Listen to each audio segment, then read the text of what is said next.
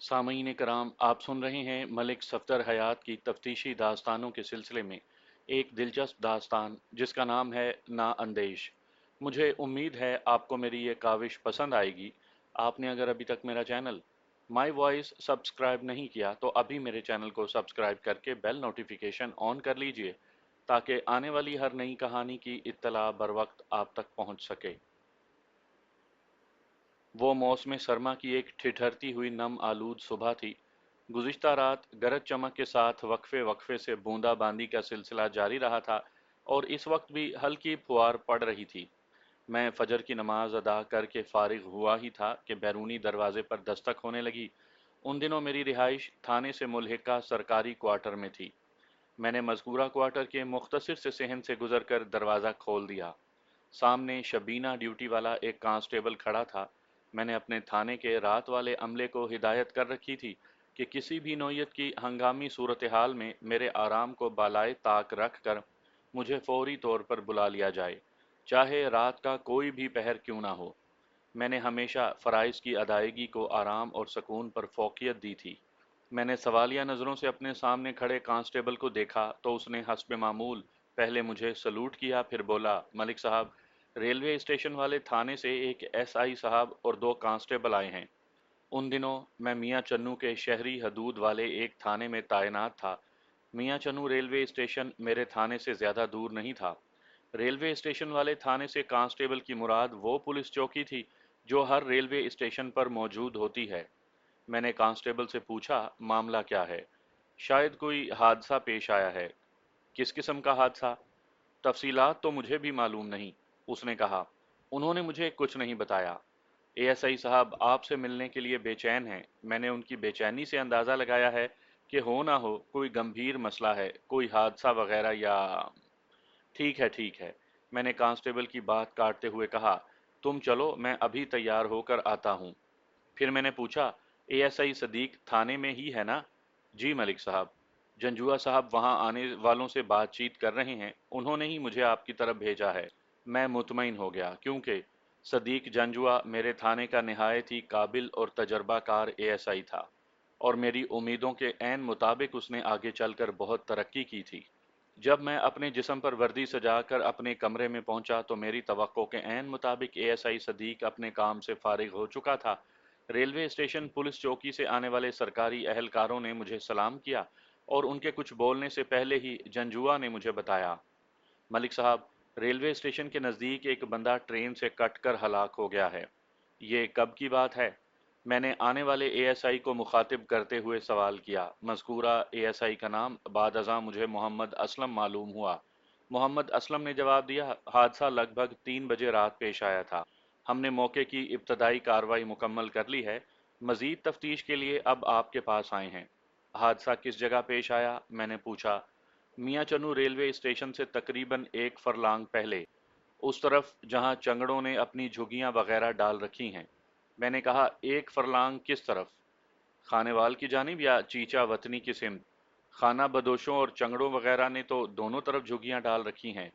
वाज़ेह रहे कि मियाँ चन्नू रेलवे स्टेशन चीचा वतनी और खानेवाल के दरमियान में पाया जाता है। एएसआई ने जवाब दिया, मलिक साहब, जाए वकूआ मियाँ चन्नू रेलवे स्टेशन से 1 फरलांग मगरिब की जानिब यानी खानेवाल की सिमत में। ट्रेन कराची से आ रही थी और उसे लाहौर जाना था और मेरा ख्याल है कि उस वक्त ट्रेन रेलवे स्टेशन में दाखिल हो रही होगी। क्या मतलब? क्या आपने ट्रेन को रोका नहीं था?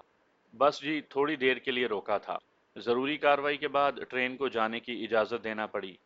अगर यह हादसा किसी बस या ट्रक से पेश आया हुआ होता तो हम उसे किसी सूरत न जाने देते।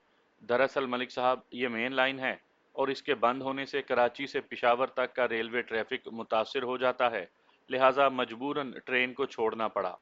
मैंने वकूए की कार्रवाई की मुकम्मल रिपोर्ट हासिल की, जिसमें 2-3 खाना बदोशों के आधे अधूरे बयानात भी थे। ट्रेन के ड्राइवर बशीर अहमद और गार्ड इकरामुल्लाह का मुख्तसर बयान भी शामिल था। मैंने थोड़ी देर में वहां पहुंचने का वादा करके एएसआई मोहम्मद असलम और दोनों सिपाहियों को रवाना कर दिया। फिर सद्दीक जंजुआ के साथ मिलकर लाया अमल तैयार करने लगा। नाश्ते के बाद जब हम जाए वकुआ पर पहुंचे तो पूरी तरह उजाला फैल चुका था। ताहम सूरज ना होने के बायस धूप नापैद थी। अलबत्ता बूंदाबांदी का सिलसिला थम चुका था। इस वक्त सुबह के कमोबेश 8 बज चुके थे। जिस जगह हादसा पेश आया वो मुकाम झुग्गियों से खासे फासले पर झाड़ियों के नज़दीक था। मैंने सबसे पहले ट्रेन का शिकार होने वाले बदकिस्मत शख्स का जायजा लिया। मुतवफ़ी का जिस्म कट कर दो हिस्सों में तकसीम हो चुका था। धड़ वाला हिस्सा रेलवे पटरी के दरमियान पड़ा था, जबकि दोनों टांगें बाहर पड़ी थीं। ये एक दिल दहला देने वाला खौफनाक मंजर था। अगरचे मुतवफ़ी का पूरा चेहरा बुरी तरह मस्क हो चुका था, ताहम ये अंदाज़ा लगाना मुश्किल नहीं था कि वो लगभग 35 साल का एक खुश शक्ल शख्स था। मुतवफ़ी ने सफ़ेद केटी का शलवार सूट पहन रखा था। पाँव में बाटा के तस्मों वाले बंद जूते थे। मौसम की मुनासबत से शलवार सूट पर उसने सुरमई रंग की गर्म ऊनी जर्सी ज़ेबे तन कर रखी थी, जिसके बॉर्डर पर नीले रंग की बेल बनी हुई थी। अलावा अज़ीं उसकी कलाई पर रिस्ट वॉच भी मौजूद थी। मैंने उसकी लाश के दोनों हिस्सों को उलट पलट कर बगौर जायज़ा लिया तो मुझे किसी गैर मामूली बात का एहसास हुआ। ताहम वो गैर मामूली बात फौरी तौर पर मेरी समझ में ना आ सकी। ट्रेन ने मुतवफ़ी के जिस्म को दो हिस्सों में तकसीम कर दिया था, लेकिन हैरत अंगेज तौर पर वहाँ ज़्यादा खून नज़र नहीं आ रहा था। अगले ही लम्हे मुझे इसकी वजह भी समझ आ गई। रात भर वक्फे वक्फे से होने वाली बारिश ने खून के निशानात साफ कर दिए थे। एक लिहाज से ये बहुत बुरा हुआ था। अब किसी किस्म का खुरा वगैरह निकालना मुमकिन नहीं रहा था। उसके बाद मैंने मुतवफ़ी की जामिया तलाशी ली।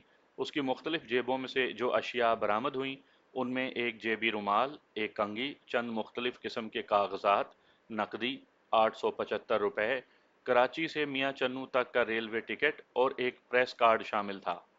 रेलवे पुलिस चौकी के एएसआई ने जिन अशियाए खास का जिक्र किया था, वो एक दरमियाने साइज का सूटकेस था जो झाड़ियों में पाया गया था। थोड़ी सी कोशिश के बाद मैंने मुतवफ़ी के लिबास में से उस सूटकेस की चाबी बरामद कर ली। जब मैंने सूटकेस खोल कर देखा तो हैरान रह गया।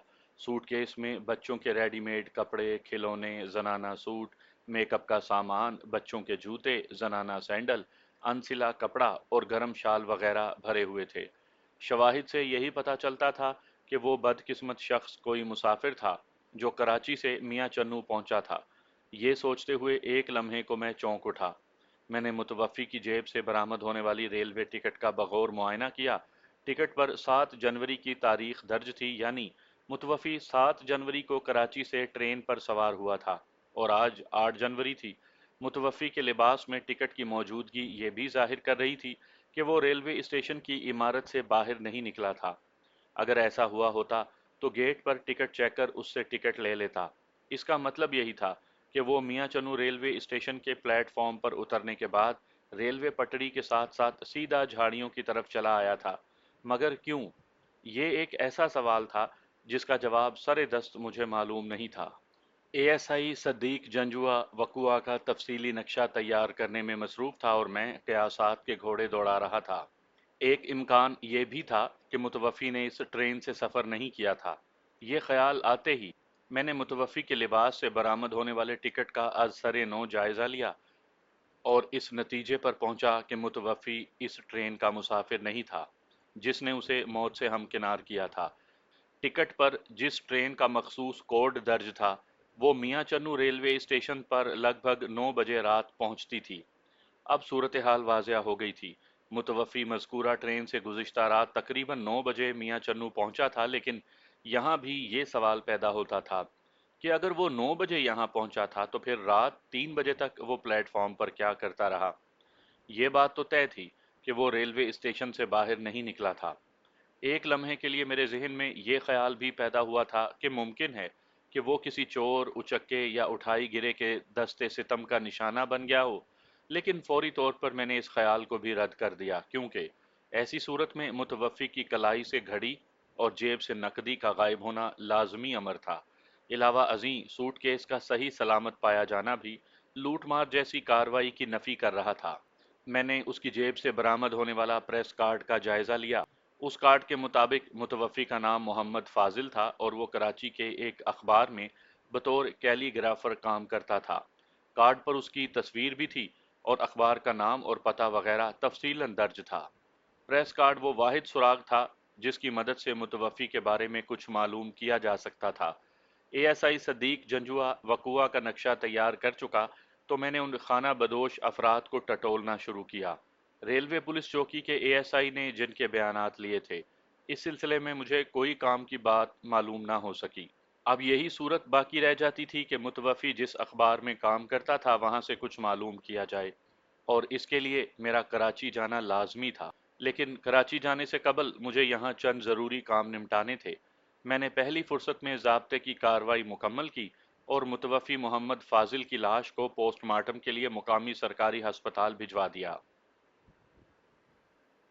थाने पहुंचकर मैंने जाए वक़ुआ और मुतवफ़ी की जामिया तलाशी से बरामद होने वाली अशिया माँ उनकी फहरिस्त एएसआई सद्दीक जंजुआ के हवाले कर दी, ताकि वो सरकारी माल खाने में उन्हें महफूज कर दे।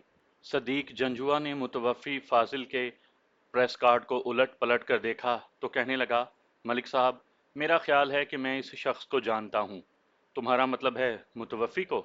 जी हाँ। कौन है ये? मेरे सवाल का जवाब देने के बजाय वो किसी गहरी सोच में डूब गया। मैंने कहा, जंजुआ जी, अगर तुम जानते हो तो फिर बताने में गुरेज कैसा? मैं कोई हतमी फैसला करने से कासिर हूँ, वो बोला। मैंने कहा, क्यों, क्या कोई उलझन दरपेश है? जी मलिक साहब, शक्ल तो 100% वही है, लेकिन नाम की वजह से मैं उलझन का शिकार हूँ। जो कुछ कहना है खुलकर बताओ जंजुआ जी। फिर उसने बताया, मैं जावेद उर्फ जेदे नाम को एक शख्स से वाकिफ हूँ। ये हूबहू उसी की तस्वीर है, लेकिन यहाँ इसका नाम मोहम्मद फाजिल दर्ज है, और यही बात मुझे उलझा रही है। एएसआई ने मजीद कहा, मलिक साहब, मैंने सुन रखा है दुनिया में हर शख्स का हम शक्ल एक दूसरा शख्स भी होता है। हाँ, ऐसा सुना तो मैंने भी है। हो सकता है ऐसा हो, मैंने कहा, लेकिन हम इस नज़रिए पर तकिया करके हाथ पर हाथ रखकर नहीं बैठ सकते। तुम जावेद उर्फ जेदे नामी जिस शख्स का जिक्र कर रहे हो, वो कहाँ का रहने वाला है? एएसआई ने जवाब दिया, वो तो तलम्बा का रहने वाला है। तलम्बा में किस जगह? मौजा महमूद कोट, सदीक जंजुआ ने बताया। मैंने पूछा, इस प्रेस कार्ड के मुताबिक तो मुतवफ़ी मोहम्मद फाजिल कराची के एक अखबार में कैलीग्राफर था। तुम जिस जावेद को जानते हो, क्या वो भी किताबत करता है? मेरा मतलब है, क्या वो खुशनवीस है? सदीक जंजुआ ने नफ़ी में सर हिलाया, नहीं मलिक साहब, मेरी मालूमात के मुताबिक जावेद उर्फ जेदा मवेशियों की खरीदो फरोख्त का कारोबार करता है। एएसआई सदीक जंजुआ भी तलम्बा का ही रहने वाला था। जंजुआ की फराहम करदा मालूमात को नज़रअंदाज नहीं किया जा सकता था। मैंने कहा, जंजुआ जी, ये तो एक मौमा हो गया। प्रेस कार्ड के मुताबिक तो इसका नाम मोहम्मद फाजिल है और पेशा किताबत है, जबकि तुम बता रहे हो कि ये मवेशियों की खरीदो फरोख्त करने वाला जेदा है। मैं भी इसीलिए तजब्जुब का शिकार हूँ। हम इस उलझन को सुलझाने के लिए एक चक्कर महमूद कोट तलम्बा का लगा लें तो कैसा रहेगा? कराची रवाना होने से पहले मैं ज़रूरी समझता हूँ कि ये शक भी निकाल ही लिया जाए। आपकी तजवीज़ बिल्कुल मुनासिब है। फिर मैंने पूछा, जंजुआ जी, क्या तुम ज़ाती तौर पर जेदे से वाकिफ़ हो? मेरा मतलब है, कोई उसके साथ ज़ाती मरासिम भी हैं? ज़ाती मरासिम तो नहीं है जनाब। आप तो जानते हैं कि शादी के बाद से मुस्तकिल तौर पर मैं मियाँ चन्नू ही आ गया हूँ। चक की तरफ तो बहुत कम आना जाना होता है। मैंने पूछा, आखिरी बार तुमने इसे कब देखा था? मेरा ख्याल है अपनी शादी से पहले ही देखा था। इसका मतलब है काफ़ी अरसे से तुम्हारी इससे मुलाकात नहीं। हो सकता है इस दौरान वो कराची चला गया हो।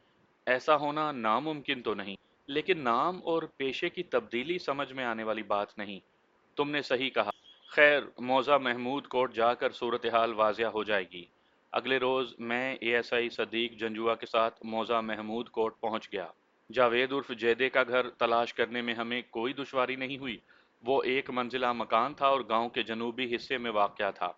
गांव के बेशतर घरों की तरह वो भी एक कच्चा मकान था। मेरी दस्तक के जवाब में एक उम्र रसीदा शख्स दरवाजे पर आया। उसने चेहरे पर नज़र का चश्मा लगा रखा था। उसकी उम्र लगभग 60 साल होगी। हम पर निगाह पड़ते ही वो चौंक उठा, क्योंकि हम इस वक्त वर्दी में थे। मैंने पूछा, चाचा, जावेद का घर यही है? बूढ़े ने असबात में जवाब दिया। मैंने कहा, हम उससे मिलने आए हैं। वो तो यहाँ पर नहीं है, बूढ़े ने बताया। मैं जेदे का बाप मंजूर हुसैन हूँ। आपको जेदे से क्या काम है? काम तो उसी से है और बताएंगे भी उसी को। चाचा, जेदा अगर घर में नहीं है तो फिर किधर गया है? एएसआई ने पूछा। बूढ़े मंजूर हुसैन की आंखों में वीरानी उतर आई। भर आई हुई आवाज में बोला, हम बुढ़ा बुढ़ी तो खुद उसकी राह तक रहे हैं। 3 साल से उसकी कोई खबर ही नहीं। हमसे तो यही कहकर गया था कि बाहर के मुल्क कमाने जा रहा हूँ, लेकिन 3 साल से ना वो पलटा और ना ही उसका कोई खत पत्र आया। میں نے سوالیہ نظروں سے اے ایس آئی جنجوا کو دیکھا۔ اس کی آنکھوں میں بھی وہی سوال تھا۔ میں نے بوڑھے منظور حسین سے پوچھا، چاچا تمہارا جیدہ کون سے ملک گیا تھا؟ اس نے ملک کا نام لیبیا بتایا تھا۔ وہاں وہ کس سلسلے میں گیا تھا؟ میں نے سوال کیا۔ میرا مطلب ہے اس نے جانے سے پہلے یہ تو بتایا ہوگا کہ وہاں جا کر کام کیا کرے گا۔ منظور حسین نے جواب دیا، محنت مزدوری کے علاوہ اور کیا کر سکتا تھا؟ اس نے بتایا تھا کہ وہ لیبر میں جا رہا ہے۔ پھر اس نے ہم سے پوچھا، خیریت تو ہے نا؟ آپ جیدے کے بارے میں کس قسم کی تفتیش کرتے پھر رہے ہیں؟ میں نے اپنا تعارف کرواتے ہوئے کہا، چاچا منظور حسین، میرا نام ملک صفدر حیات ہے، میں میاں چنو کے ایک تھانے کا انچارج ہوں۔ پھر میں نے صدیق جنجوا کی جانب اشارہ کیا، یہ اے ایس آئی ہے۔ صدیق جنجوا، ہم جاوید کے بارے میں آپ سے کچھ باتیں کرنا چاہتے ہیں، کیا ہم گھر کے اندر بیٹھ کر آرام سے گفتگو نہیں کر سکتے؟ کیوں نہیں جی، کیوں نہیں، وہ جلدی سے بولا، میں ابھی آپ کے لیے بیٹھک کا دروازہ کھلواتا ہوں۔ پھر وہ گھر کے اندر غائب ہو گیا۔ تھوڑی دیر کے بعد ہم منظور حسین کی بیٹھک میں تھے۔ منظور حسین کی زبانی ہمیں جو معلومات حاصل ہوئیں ان کے مطابق ان دنوں بوڑھا منظور اور اس کی بیوی رحمت بی بی اس گھر میں اکیلے ہی تھے۔ اس وقت رحمت بی بی گاؤں کے حکیم کے پاس گئی ہوئی تھی۔ منظور کے بیان کے مطابق کم و بیش 3 سال قبل جیدہ روزگار کے سلسلے میں ملک سے باہر چلا گیا تھا۔ منظور کو اس نے یہی بتایا تھا کہ وہ محنت مزدوری کرنے لیبیا جا رہا ہے، لیکن پھر اس کی کوئی خیر خبر نہیں آئی۔ جاوید عرف جیدہ شادی شدہ اور 2 بچوں کا باپ تھا۔ جاوید کی بیوی زہرہ فاطمہ 2 سال تک اپنے شوہر کی واپسی یا خیریت کی منتظر رہی۔ پھر 1 سال پہلے وہ دونوں بچوں کو لے کر اپنے میکے چلی گئی۔ جیدے کی بڑی بچی نازیہ 8 سال کی اور چھوٹا بچہ کاشف 5 سال کا تھا۔ 10 سال قبل اس کی شادی ہوئی تھی۔ میں نے پوچھا، چاچا لیبیا جانے سے پہلے جاوید یہاں کیا کرتا تھا؟ ڈھور ڈنگر کی خرید و فروخت کرتا تھا جناب۔ پھر کہنے لگا، تھانے دار صاحب آپ نے ابھی تک یہ نہیں بتایا کہ یہ ساری پوچھ تاچھ کس سلسلے میں ہے؟ خدا خیر کرے آپ مجھے کوئی ایسی ویسی خبر سنانے والے تو نہیں؟ اس کے لہجے میں پنہاں دکھ کو میں پوری طرح محسوس کر رہا تھا۔ بہرحال مجھے اپنا فرض تو ادا کرنا ہی تھا۔ میں نے کہا، منظور حسین، گزشتہ روز میاں چنو ریلوے اسٹیشن کے نزدیک ایک بندہ ٹرین سے کٹ کر جاں بحق ہو گیا ہے۔ میری اب تک کی تحقیق کے مطابق متوفی محمد فاضل کی شکل و صورت تمہارے بیٹے سے بڑی حد تک ملتی جلتی ہے۔ میرا جملہ ختم ہوا ہی تھا کہ اس کے منہ سے ایک کربناک صدا خارج ہوئی، ہائے وے میرے یا ربا! اس نے دونوں ہاتھ ہوا میں لہراتے ہوئے کہا۔ میں نے اپنی جیب سے متوفی محمد فاضل کا پریس کارڈ نکال کر بوڑھے منظور حسین کی طرف بڑھا دیا۔ میں نے پوچھا، چاچا اس کارڈ میں لگی ہوئی تصویر کو پہچانتے ہو؟ اس نے کارڈ کو غور سے دیکھا اور فیصلہ کن لہجے میں بولا، یہ تو میرا جیدہ پتر ہے۔ کیا تم یہ بات یقین سے کہتے ہو؟ آہو جی، مجھے چنگی طرح یقین ہے۔ میں نے پوچھا، چاچا تم پڑھے لکھے بھی ہو؟ نہ جی، اس نے نفی میں گردن ہلائی، میں تو چٹا ان پڑھ ہوں، بس 20 تک گنتی گن سکتا ہوں۔ میں نے پوچھا، جیدے نے کہاں تک تعلیم حاصل کی تھی؟ میں نے اسے پوری 5 جماعتیں پڑھایا تھا۔ میں نے پوچھا، کیا تمہارا بیٹا کتابت وغیرہ بھی کر لیتا تھا؟ جی، کیا کر لیتا تھا؟ میں نے اسے کتابت کا مطلب سمجھایا، پھر سوال دہرایا۔ وہ بولا، نہیں جی، یہ کام تو جیدے نے کبھی نہیں کیا۔ لیکن لیکن کیا چاچا؟ اے ایس آئی نے پوچھا۔ جیدہ اسکول میں تختی بہت خوش خط لکھتا تھا، اکثر ماسٹر اسے انعام بھی دیا کرتا تھا۔ منظور حسین کے اس انکشاف نے صورتحال کو مزید واضح کر دیا تھا۔ میرا ذہن اس وقت برق رفتاری سے کام کر رہا تھا۔ میں نے اسے بتایا، چاچا کارڈ میں تو اس شخص کا نام محمد فاضل لکھا ہے، یہ کیا ماجرا ہے؟ یہ بات تو مجھے بھی سمجھ میں نہیں آئی جناب۔ یہ کارڈ آپ کو کہاں سے ملا؟ متوفی کی جیب سے، جس کی لاش پوسٹ مارٹم کے لیے میاں چنو کے ہسپتال بھجوا دی گئی ہے۔ بوڑھے منظور حسین کے چہرے پر زردی کھنڈ گئی۔ وہ لرزیدہ لہجے میں بولا، مجھے فوری طور پر ہسپتال لے چلیں۔ خدا کرے وہ کوئی اور ہو، میرا پتر تو لیبیا گیا ہوا ہے، لیکن وہ نشان۔ وہ جملہ ادھورا چھوڑ کر اچانک خاموش ہو گیا۔ میں نے پوچھا، چاچا کون سا نشان؟ اس نے ڈبڈبائی آنکھوں سے پریس کارڈ پر چسپاں تصویر کو دیکھا، پھر متوفی فاضل کی پیشانی پر انگلی رکھتے ہوئے گلوگیر لہجے میں گویا ہوا، یہ نشان دیکھ رہے ہیں آپ؟ یہ بچپن میں لگنے والی ایک چوٹ کا نشان ہے۔ گلی ڈنڈا کھیلتے ہوئے بچوں میں لڑائی ہو گئی تھی، مخالف ٹیم کے ایک لڑکے نے جیدے کی پیشانی پھوڑ دی تھی۔ لیکن یہ تو کوئی محمد فاضل ہے۔ منظور حسین کی آواز ہچکیوں میں بدل گئی تھی۔ اسی وقت اس کی بیوی رحمت بی بی بھی واپس لوٹ آئی۔ جب رحمت بی بی کو صورتحال کے بارے میں خبر ہوئی تو وہ تو باقاعدہ بین کرنے لگی۔ تصویر کو دیکھ کر اس نے بھی تصدیق کر دی تھی۔ ایک بات تو ثابت ہو گئی تھی کہ جاوید عرف جیدہ لیبیا کے بجائے کراچی جا کر اپنا نام اور کام تبدیل کر چکا تھا۔ 3 سال تک اس نے اپنی بیوی بچوں اور ماں باپ سے رابطہ کیوں نہیں کیا تھا؟ یہ سمجھ میں آنے والی بات نہیں تھی۔ جائے وقوعہ سے جو سوٹ کیس ہمیں ملا تھا اس میں موجود اشیاء سے یہی اندازہ ہوتا تھا کہ وہ سامان متوفی اپنے بچوں کے لیے لایا ہوگا۔ میں نے متوفی سے پوچھا، کیا تمہاری بیوی کا میکہ محمود کوٹ میں ہے؟ نہیں جی، ہم اسے سرائے سدھو سے بیاہ کر لائے تھے۔ سرائے سدھو تو بہت بڑا علاقہ ہے۔ وہ بولا، سرائے سدھو میں وہ موزہ جودھ پور میں رہتے ہیں۔ میں نے جاوید عرف جیدے کی سسرال کا مکمل پتہ اپنی ڈائری میں نوٹ کیا، پھر منظور حسین سے کہا، پوسٹ مارٹم کے معاملات نبٹ جائیں تو پھر تم لاش کی شناخت کے لیے آ جانا۔ اگر وہ واقعی تمہارے بیٹے کی لاش ہوئی تو اسے تمہارے حوالے کر دیا جائے گا۔ بہتر ہوگا کہ تم اپنی بہو کو ساتھ لیتے آنا، اس طرح متوفی کی شناخت میں آسانی رہے گی۔ ویسے میں بہت جلد کراچی بھی جانے والا ہوں۔ اس کے بعد ہم تھوڑی دیر بیٹھے پھر وہاں سے نکل آئے۔ میرے ساتھ چلتے ہوئے صدیق جنجوا نے کہا، ملک صاحب، مجھے تو پورا یقین ہے کہ متوفی محمد فاضل دراصل جیدہ ہی تھا۔ کسی خوشخط شخص کے لیے کتابت کا پیشہ اختیار کرنا زیادہ مشکل نہیں ہوتا۔ تمہاری بات میں وزن ہے جنجوا جی، لیکن ایک بات مجھے الجھا رہی ہے۔ کون سی بات ملک صاحب؟ اگر متوفی واقعی جیدہ ہی تھا تو 3 سال تک اس نے اپنے والدین اور بیوی بچوں سے رابطہ کیوں نہیں کیا؟ 10 سالہ ازدواجی رفاقت اور 8 سالہ بچوں کی محبت کو کوئی سنگ دل انسان ہی بھول سکتا ہے۔ یہ بھی تو ہو سکتا ہے کہ وہ اپنی بیوی سے کسی بات پر ناراض ہو کر گیا ہو۔ ہونے کو تو بہت کچھ ہو سکتا ہے، میں نے کہا۔ جیدے کی بیوی سے مل کر بہت سی اہم باتیں معلوم ہو سکتی ہیں۔ ویسے میرے خیال میں پوسٹ مارٹم کی رپورٹ کے بعد ہی کوئی بات واضح ہوگی، کیونکہ جس انداز میں حادثہ پیش آیا ہے اسے پوری طرح میرا ذہن تسلیم کرنے کو تیار نہیں۔ کیا آپ یہ تو نہیں سوچ رہے کہ وہ حادثہ ہی نہ ہو؟ کسی بھی امکان کو نظر انداز تو نہیں کیا جا سکتا نا۔ ویسے منظور حسین نے ہمیں بتایا تھا کہ جیدے کی کسی سے کوئی دشمنی نہیں تھی۔ ہم اسی طرح کی باتیں کرتے ہوئے تانگا اسٹینڈ پہنچ گئے۔ اس دوران میں نے محسوس کیا کہ ایک شخص کچھ فاصلہ رکھ کر ہمارا تعاقب کر رہا تھا۔ میں نے اچانک پلٹ کر متعاقب شخص کو مخاطب کیا، جوان، تم کچھ کہنا چاہتے ہو؟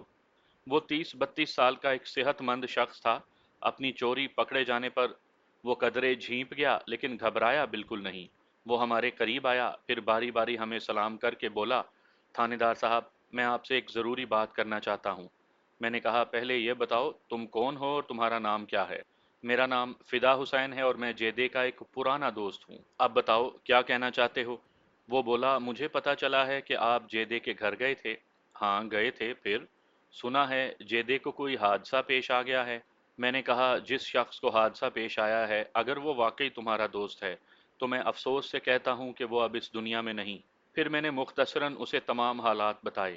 پریس کارڈ کے ذکر پر اس نے متوفی کی تصویر دیکھنے کی خواہش ظاہر کی۔ میں نے مذکورہ کارڈ اس کے سامنے کر دیا۔ اس نے ایک لمحے میں تصدیق کر دی کہ وہ تصویر جیدے ہی کی تھی۔ میں نے اس سے پوچھا، اگر یہ واقعی جیدہ ہے تو اس نے اپنا نام کیوں تبدیل کیا تھا؟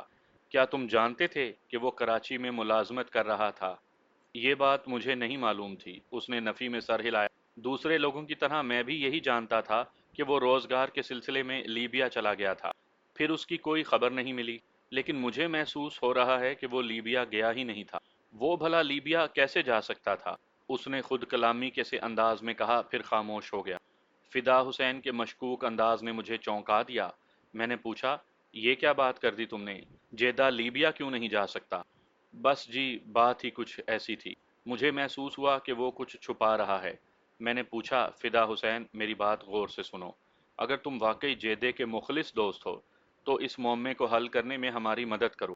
میں کراچی جا کر صورتحال تو معلوم کر ہی لوں، جو کچھ تم جانتے ہو وہ بھی ہمیں بتاؤ۔ آپ فکر نہ کریں تھانے دار صاحب، آپ کو بتانے کے لیے ہی تو میں آپ کے پاس پہنچا ہوں۔ تو پھر بس شروع ہو جاؤ، سچ کیا ہے؟ فدا حسین نے ہمیں جو تفصیل بتائی اس کا خلاصہ کچھ اس طرح ہے۔ جاوید عرف جیدے کو موزہ حسین آباد کی کسی لڑکی سے محبت ہو گئی تھی۔ مویشیوں کی خرید و فروخت کے سلسلے میں جیدہ اکثر و بیشتر حسین آباد یعنی میاں چنو جاتا رہتا تھا۔ مذکورہ لڑکی کے بھائی سے جیدے کی الیک سلیک تھی اور گھر میں بھی آنا جانا ہو گیا تھا۔ لڑکی کا بھائی ان دونوں کی محبت کے معاملات سے ناواقف تھا، اور وہ لڑکی بھی جیدے کو چاہنے لگی تھی۔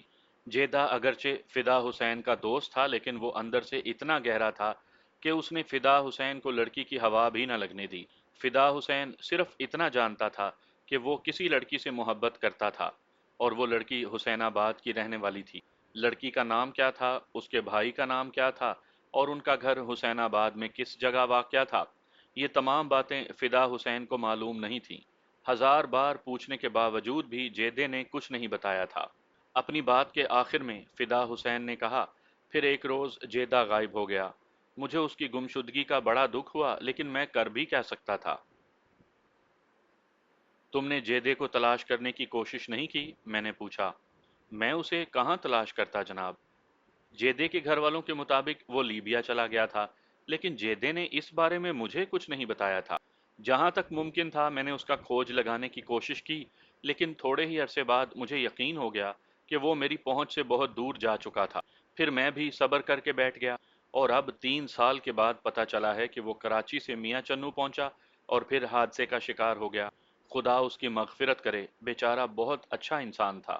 میں نے فدا حسین سے 2 4 مزید سوالات کیے، پھر متوفی محمد فاضل یا جاوید کی لاش کی شناخت کے لیے اسے میاں چنو آنے کی تاکید کرتے ہوئے ہم واپس آ گئے۔ راستے میں اے ایس آئی صدیق جنجوا نے پوچھا، کیا خیال ہے ملک صاحب، فدا حسین کی سنائی ہوئی کہانی میں کوئی جان نظر آتی ہے؟ اگر اس کہانی میں جان نہیں تو یہ کہانی بے جان بھی نہیں، میں نے کہا۔ اس بات کے امکانات بہرحال موجود ہیں کہ جیدہ کسی لڑکی کو بھگا کر کراچی پہنچا ہو، پھر اپنا نام محمد فاضل رکھ کر وہاں رہنے لگا ہو۔ اس امر کی تصدیق تو کراچی جا کر ہی ہو سکتی ہے، لیکن اس سے پہلے ایک بات کی اور بھی تصدیق ضروری ہے۔ وہ کیا جناب؟ ہمیں معلوم کرنا چاہیے کہ 3 سال قبل حسین آباد کے کس گھر سے کون سی لڑکی غائب ہوئی تھی۔ اس طرح ہمارا مسئلہ حل ہو سکتا ہے، اور یہ کوئی مشکل کام تو نہیں۔ جی ملک صاحب، ہمارے مخبر آسانی سے یہ کام کر لیں گے۔ مخبروں کے ساتھ ساتھ ہمیں دائی بشیراں کو بھی الرٹ کرنا ہوگا۔ دائی بشیراں کی رہائش نورپور میں ہے، لیکن نورپور کے آس پاس مرزا پور، حسین آباد، کوٹ سجن سنگھ اور مختلف چکوں میں اس کی آمد و رفت جاری رہتی ہے۔ وہ وہاں کے گھر گھر کی خبر رکھتی ہے۔ میں آپ کی بات سے اتفاق کرتا ہوں۔ ہمیں تھانے پہنچتے ہی اس پر کام شروع کر دینا چاہیے۔ کراچی جانے سے پہلے میں معلوم کرنا چاہتا ہوں کہ جیدہ یہاں سے کیا گل کھلا کر گیا تھا۔ انشاءاللہ سب معلوم ہو جائے گا۔ اے ایس آئی کے لہجے سے اعتماد اور یقین جھلکتا تھا۔ غروب آفتاب سے پہلے ہم واپس تھانے پہنچ گئے۔ پوسٹ مارٹم کی رپورٹ نے تہلکہ ڈال دیا تھا۔ ہم اب تک جسے حادثہ سمجھ رہے تھے، وہ قتل کی ایک واردات نکلی۔ پوسٹ مارٹم کی رپورٹ کے مطابق محمد فاضل یا جیدے کی موت 7 جنوری کی رات 9 اور 10 بجے کے درمیان ہوئی تھی۔ وجہ موت کوئی تیز دھار آلہ تھا جو مقتول کی پسلیوں کو پھاڑتا ہوا جسم میں داخل ہوا اور دل کو چیر گیا تھا۔ میڈیکل ایگزامینر کے مطابق دل کا بری طرح مجروح ہونا بدقسمت مسافر کی موت کا سبب بنا تھا۔ یہ بات واضح ہو گئی تھی کہ اسے قتل کیا گیا تھا، اور ٹرین سے کچلے جانے سے کوئی 5 6 گھنٹے قبل وہ اس دنیا سے رخصت ہو چکا تھا۔ اس کا قاتل جو کوئی بھی تھا، اس نے اس قتل کو حادثے کا رنگ دینے کی کوشش کی تھی، مگر پوسٹ مارٹم کی رپورٹ نے اس کے فریب کی کلائی کھول دی تھی۔ میں نے اپنے طور پر معلوم کر لیا تھا کہ جس ٹرین سے مقتول میاں چنو کے ریلوے اسٹیشن پر پہنچا تھا، اس کے آدھے گھنٹے بعد ایک ٹرین وہاں سے کراچی کی جانب روانہ ہوئی تھی، یعنی تقریباً 9:30 بجے۔ اس ٹرین کے بعد اس ریلوے لائن سے پھر وہی ٹرین گزری تھی جس نے مقتول کے جسم کو 2 حصوں میں تقسیم کیا تھا، یعنی رات کو 3 بجے کراچی سے آنے والی ٹرین۔ ان تمام اعداد و شمار سے یہ بات ثابت ہوتی تھی کہ مقتول کو 10 بجے کے بعد ہی ریلوے کی پٹڑی پر ڈالا گیا تھا، اور اس سے پہلے وہ حیات کی قید سے آزاد ہو چکا تھا۔ موقع واردات سے ملنے والے مقتول کے سامان سے اندازہ ہوتا تھا کہ وہ کسی چور لٹیرے کا کارنامہ نہیں تھا۔ اب ایک ہی امکان باقی تھا، انتقامی کارروائی۔ قاتل جو کوئی بھی تھا، وہ مقتول کو بہلا پھسلا کر پلیٹ فارم سے ان ویران جھاڑیوں کی طرف لے آیا ہوگا، پھر خاموشی سے اس کا کام تمام کر دیا ہوگا۔ یہ سوچتے ہوئے میرا ذہن قاتل کو تلاش کرنے کی کوشش کرنے لگا۔ گھوم پھر کر میرے ذہن میں اس لڑکی کا خیال آ رہا تھا جس کے بارے میں فدا حسین نے بتایا تھا۔ اگر واقعی جیدہ کسی نوجوان لڑکی کو 3 سال قبل حسین آباد سے بھگا لے گیا تھا، تو اس لڑکی کا کوئی لگتا لگاتا اس واردات میں ملوث ہو سکتا تھا۔ یہ معلوم ہونے کے بعد کہ وہ قتل کی ایک واردات تھی، میں آلہ قتل کی تلاش میں مصروف ہو گیا۔ اس تلاش کا آغاز میں نے جائے واردات کے آس پاس سے کیا۔ ہم نے چپا چپا دیکھ ڈالا، اس مشقت میں ہمیں ناکامیابی نہیں ہوئی۔ جائے وقوع سے کوئی 1.5 فرلانگ دور ہمیں ایک جھاڑی میں سے بڑے سائز کا ایک خنجر نما چھرا مل گیا تھا۔ اس خنجر پر ایک دو جگہ خشک خون کے آثار بھی دکھائی دیے۔ میں نے بڑی احتیاط سے وہ خنجر اپنے پاس کپڑے کے ایک تھیلے میں محفوظ کر لیا۔ اس زمانے میں فنگر پرنٹس اٹھانے کا رواج نہیں تھا اور نہ ہی عدالت میں ان کی اہمیت کو مانا جاتا تھا۔ بہرحال آلہ قتل کا مل جانا ایک خوش آئند بات تھی۔ میں نے اس خنجر کو لیبارٹری ٹیسٹ کے لیے بھجوا دیا۔ اسی شام لیبارٹری کی رپورٹ آ گئی جس کے مطابق جیدے کو اسی خنجر سے موت کے گھاٹ اتارا گیا تھا۔ جیدے کا نام میں نے اتنے وثوق سے اس لیے استعمال کیا ہے کہ اس کے وارثوں نے اس کی شناخت کر لی تھی۔ منظور حسین، رحمت بی بی اور مقتول کی بیوہ زہرہ فاطمہ نے پورے وثوق سے اس بات کی تصدیق کی تھی کہ وہ جاوید عرف جیدہ ہی تھا۔ اب اس بات میں کوئی شک نہیں تھا کہ جاوید نے محمد فاضل کے فرضی نام سے کراچی میں رہائش اور ملازمت اختیار کر رکھی تھی۔ لڑکی کو بھگا لے جانے والا معاملہ تو کراچی پہنچ کر ہی معلوم ہو سکتا تھا۔ ضروری کارروائی کے بعد جیدے کی لاش اس کے ورثاء کے حوالے کر دی گئی۔ اس موقع پر میں نے جیدے کی بیوی زہرہ فاطمہ سے علیحدگی میں ملاقات بھی کی اور اس سے چند ضروری سوالات بھی پوچھے۔ زہرہ فاطمہ کی عمر لگ بھگ 30 سال ہوگی۔ وہ ایک خود شکل اور صحت مند عورت تھی، لیکن اس وقت اس کی حالت خاصی ناگفتہ بے ہو رہی تھی۔ اس کے بال پریشان تھے اور صورت سے وہ اجڑی ہوئی لگتی تھی۔ میں نے جائے واردات سے ملنے والا سوٹ کیس اپنی میز پر رکھا اور زہرہ فاطمہ کو بتایا کہ مذکورہ سوٹ کیس ہمیں جیدے کی لاش کے قریب جھاڑیوں سے ملا تھا۔ زہرہ نے سوٹ کیس کھول کر دیکھا تو اس کی آنکھوں سے آنسو ٹپ ٹپ گرنے لگے۔ وہ اپنے اور بچوں کے لیے لائے گئے تحائف کو دیکھ کر بے حد جذباتی ہو گئی تھی اور اس نے باقاعدہ رونا شروع کر دیا۔ میں نے مقتول کا پریس کارڈ اپنے پاس رکھ کر باقی تمام اشیاء اس کے حوالے کر دیں۔ تھوڑی دیر کے بعد زہرہ کی اشکبار آنکھیں تھمیں تو میں نے پوچھا، مجھے پتا چلا ہے کہ تمہارا شوہر لیبیا کمانے چلا گیا تھا، مگر شواہد سے ثابت ہوتا ہے کہ وہ کراچی میں تھا اور ایک اخبار میں کاتب کے طور پر کام کر رہا تھا۔ سچ اور جھوٹ کا علم تو سوہنے رب کو ہی ہے جناب۔ مجھے تو وہ یہی بتا کر گیا تھا کہ کمائی کرنے لیبیا جا رہا ہے، مگر میں اس کے دل کا حال کیسے جان سکتی تھی؟ وہ تقریباً 3 سال قبل یہاں سے گیا تھا۔ میں نے تصدیقی انداز میں زہرہ کی جانب دیکھا۔ اس نے اثبات میں سر ہلایا۔ میں نے پوچھا، اس دوران میں اس نے تم سے کوئی رابطہ نہیں کیا؟ اگرچہ مجھے اس بارے میں معلوم ہو چکا تھا، لیکن میں زہرہ کی زبان سے بھی سننا چاہتا تھا۔ ممکن تھا اس طرح کوئی اہم بات معلوم ہو جاتی۔ وہ بولی، مجھ سے کیا، اس نے تو اپنے ماں باپ سے بھی کوئی رابطہ نہیں کیا تھا۔ میں 2 سال تک محمود کوٹ میں اس کی واپسی کا انتظار کرتی رہی، پھر اپنے والدین کے پاس جودھ پور چلی گئی تھی۔ ایک ذاتی نوعیت کی بات پوچھنا چاہتا ہوں۔ اب یہ بات تو ثابت ہو چکی ہے کہ تمہارا شوہر لیبیا نہیں گیا تھا اور یہیں پاکستان میں یعنی کراچی میں ہی موجود تھا۔ میرے ذہن میں ایک سوال آتا ہے کہ کیا جیدہ تم سے ناراض ہو کر گیا تھا؟ اس نے جواب دینے میں تامل کیا، پھر سوچتے ہوئے بولی، تھانے دار صاحب، وہ تو اکثر مجھ سے ناراض رہتا تھا۔ اس نے کبھی مجھ سے سیدھے منہ بات ہی نہیں کی تھی۔ میں کیا، وہ تو بچوں کے معاملے میں بھی خاصا سخت گیر تھا۔ شاید وہ مجھ سے شادی کر کے خوش نہیں تھا۔ کیا اسے تم سے کوئی خاص شکایت تھی؟ میں نے تو ہمیشہ یہی کوشش کی تھی کہ اسے مجھ سے کوئی شکایت نہ ہو، لیکن میری یہ کوشش کامیاب نہ ہو سکی۔ میں نے پوچھا، تم دونوں میں کوئی لڑائی جھگڑا بھی ہوتا تھا؟ کم و بیش ہر روز۔ جھگڑے کی وجہ کیا ہوتی تھی؟ اسے لڑائی کرنے کے لیے کسی وجہ کی ضرورت نہیں ہوتی تھی۔ وہ معمولی سے معمولی بات پر بھی طوفان کھڑا کر دیتا تھا۔ مجھے پھوہڑ اور بد سلیقہ ہونے کا طعنہ دیتا، کبھی شکوہ کرتا کہ میں نے اس کی زندگی جہنم بنا رکھی ہے۔ میں مشرق کی بات کرتی تو وہ مغرب کا طعنہ دیتا۔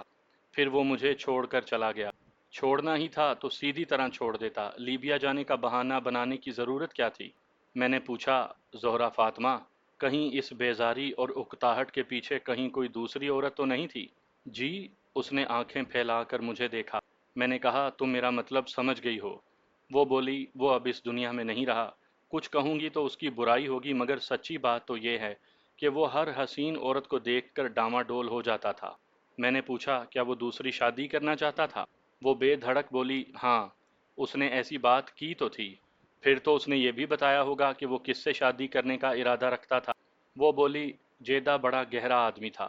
اس نے مجھ سے دوسری شادی کی اجازت تو مانگی تھی، لیکن میرے بے حد اصرار کے باوجود بھی یہ نہیں بتایا کہ وہ کس عورت کو مجھ پر سوکن بنا کر لانا چاہتا تھا۔ تو کیا تم نے اسے اجازت دے دی تھی؟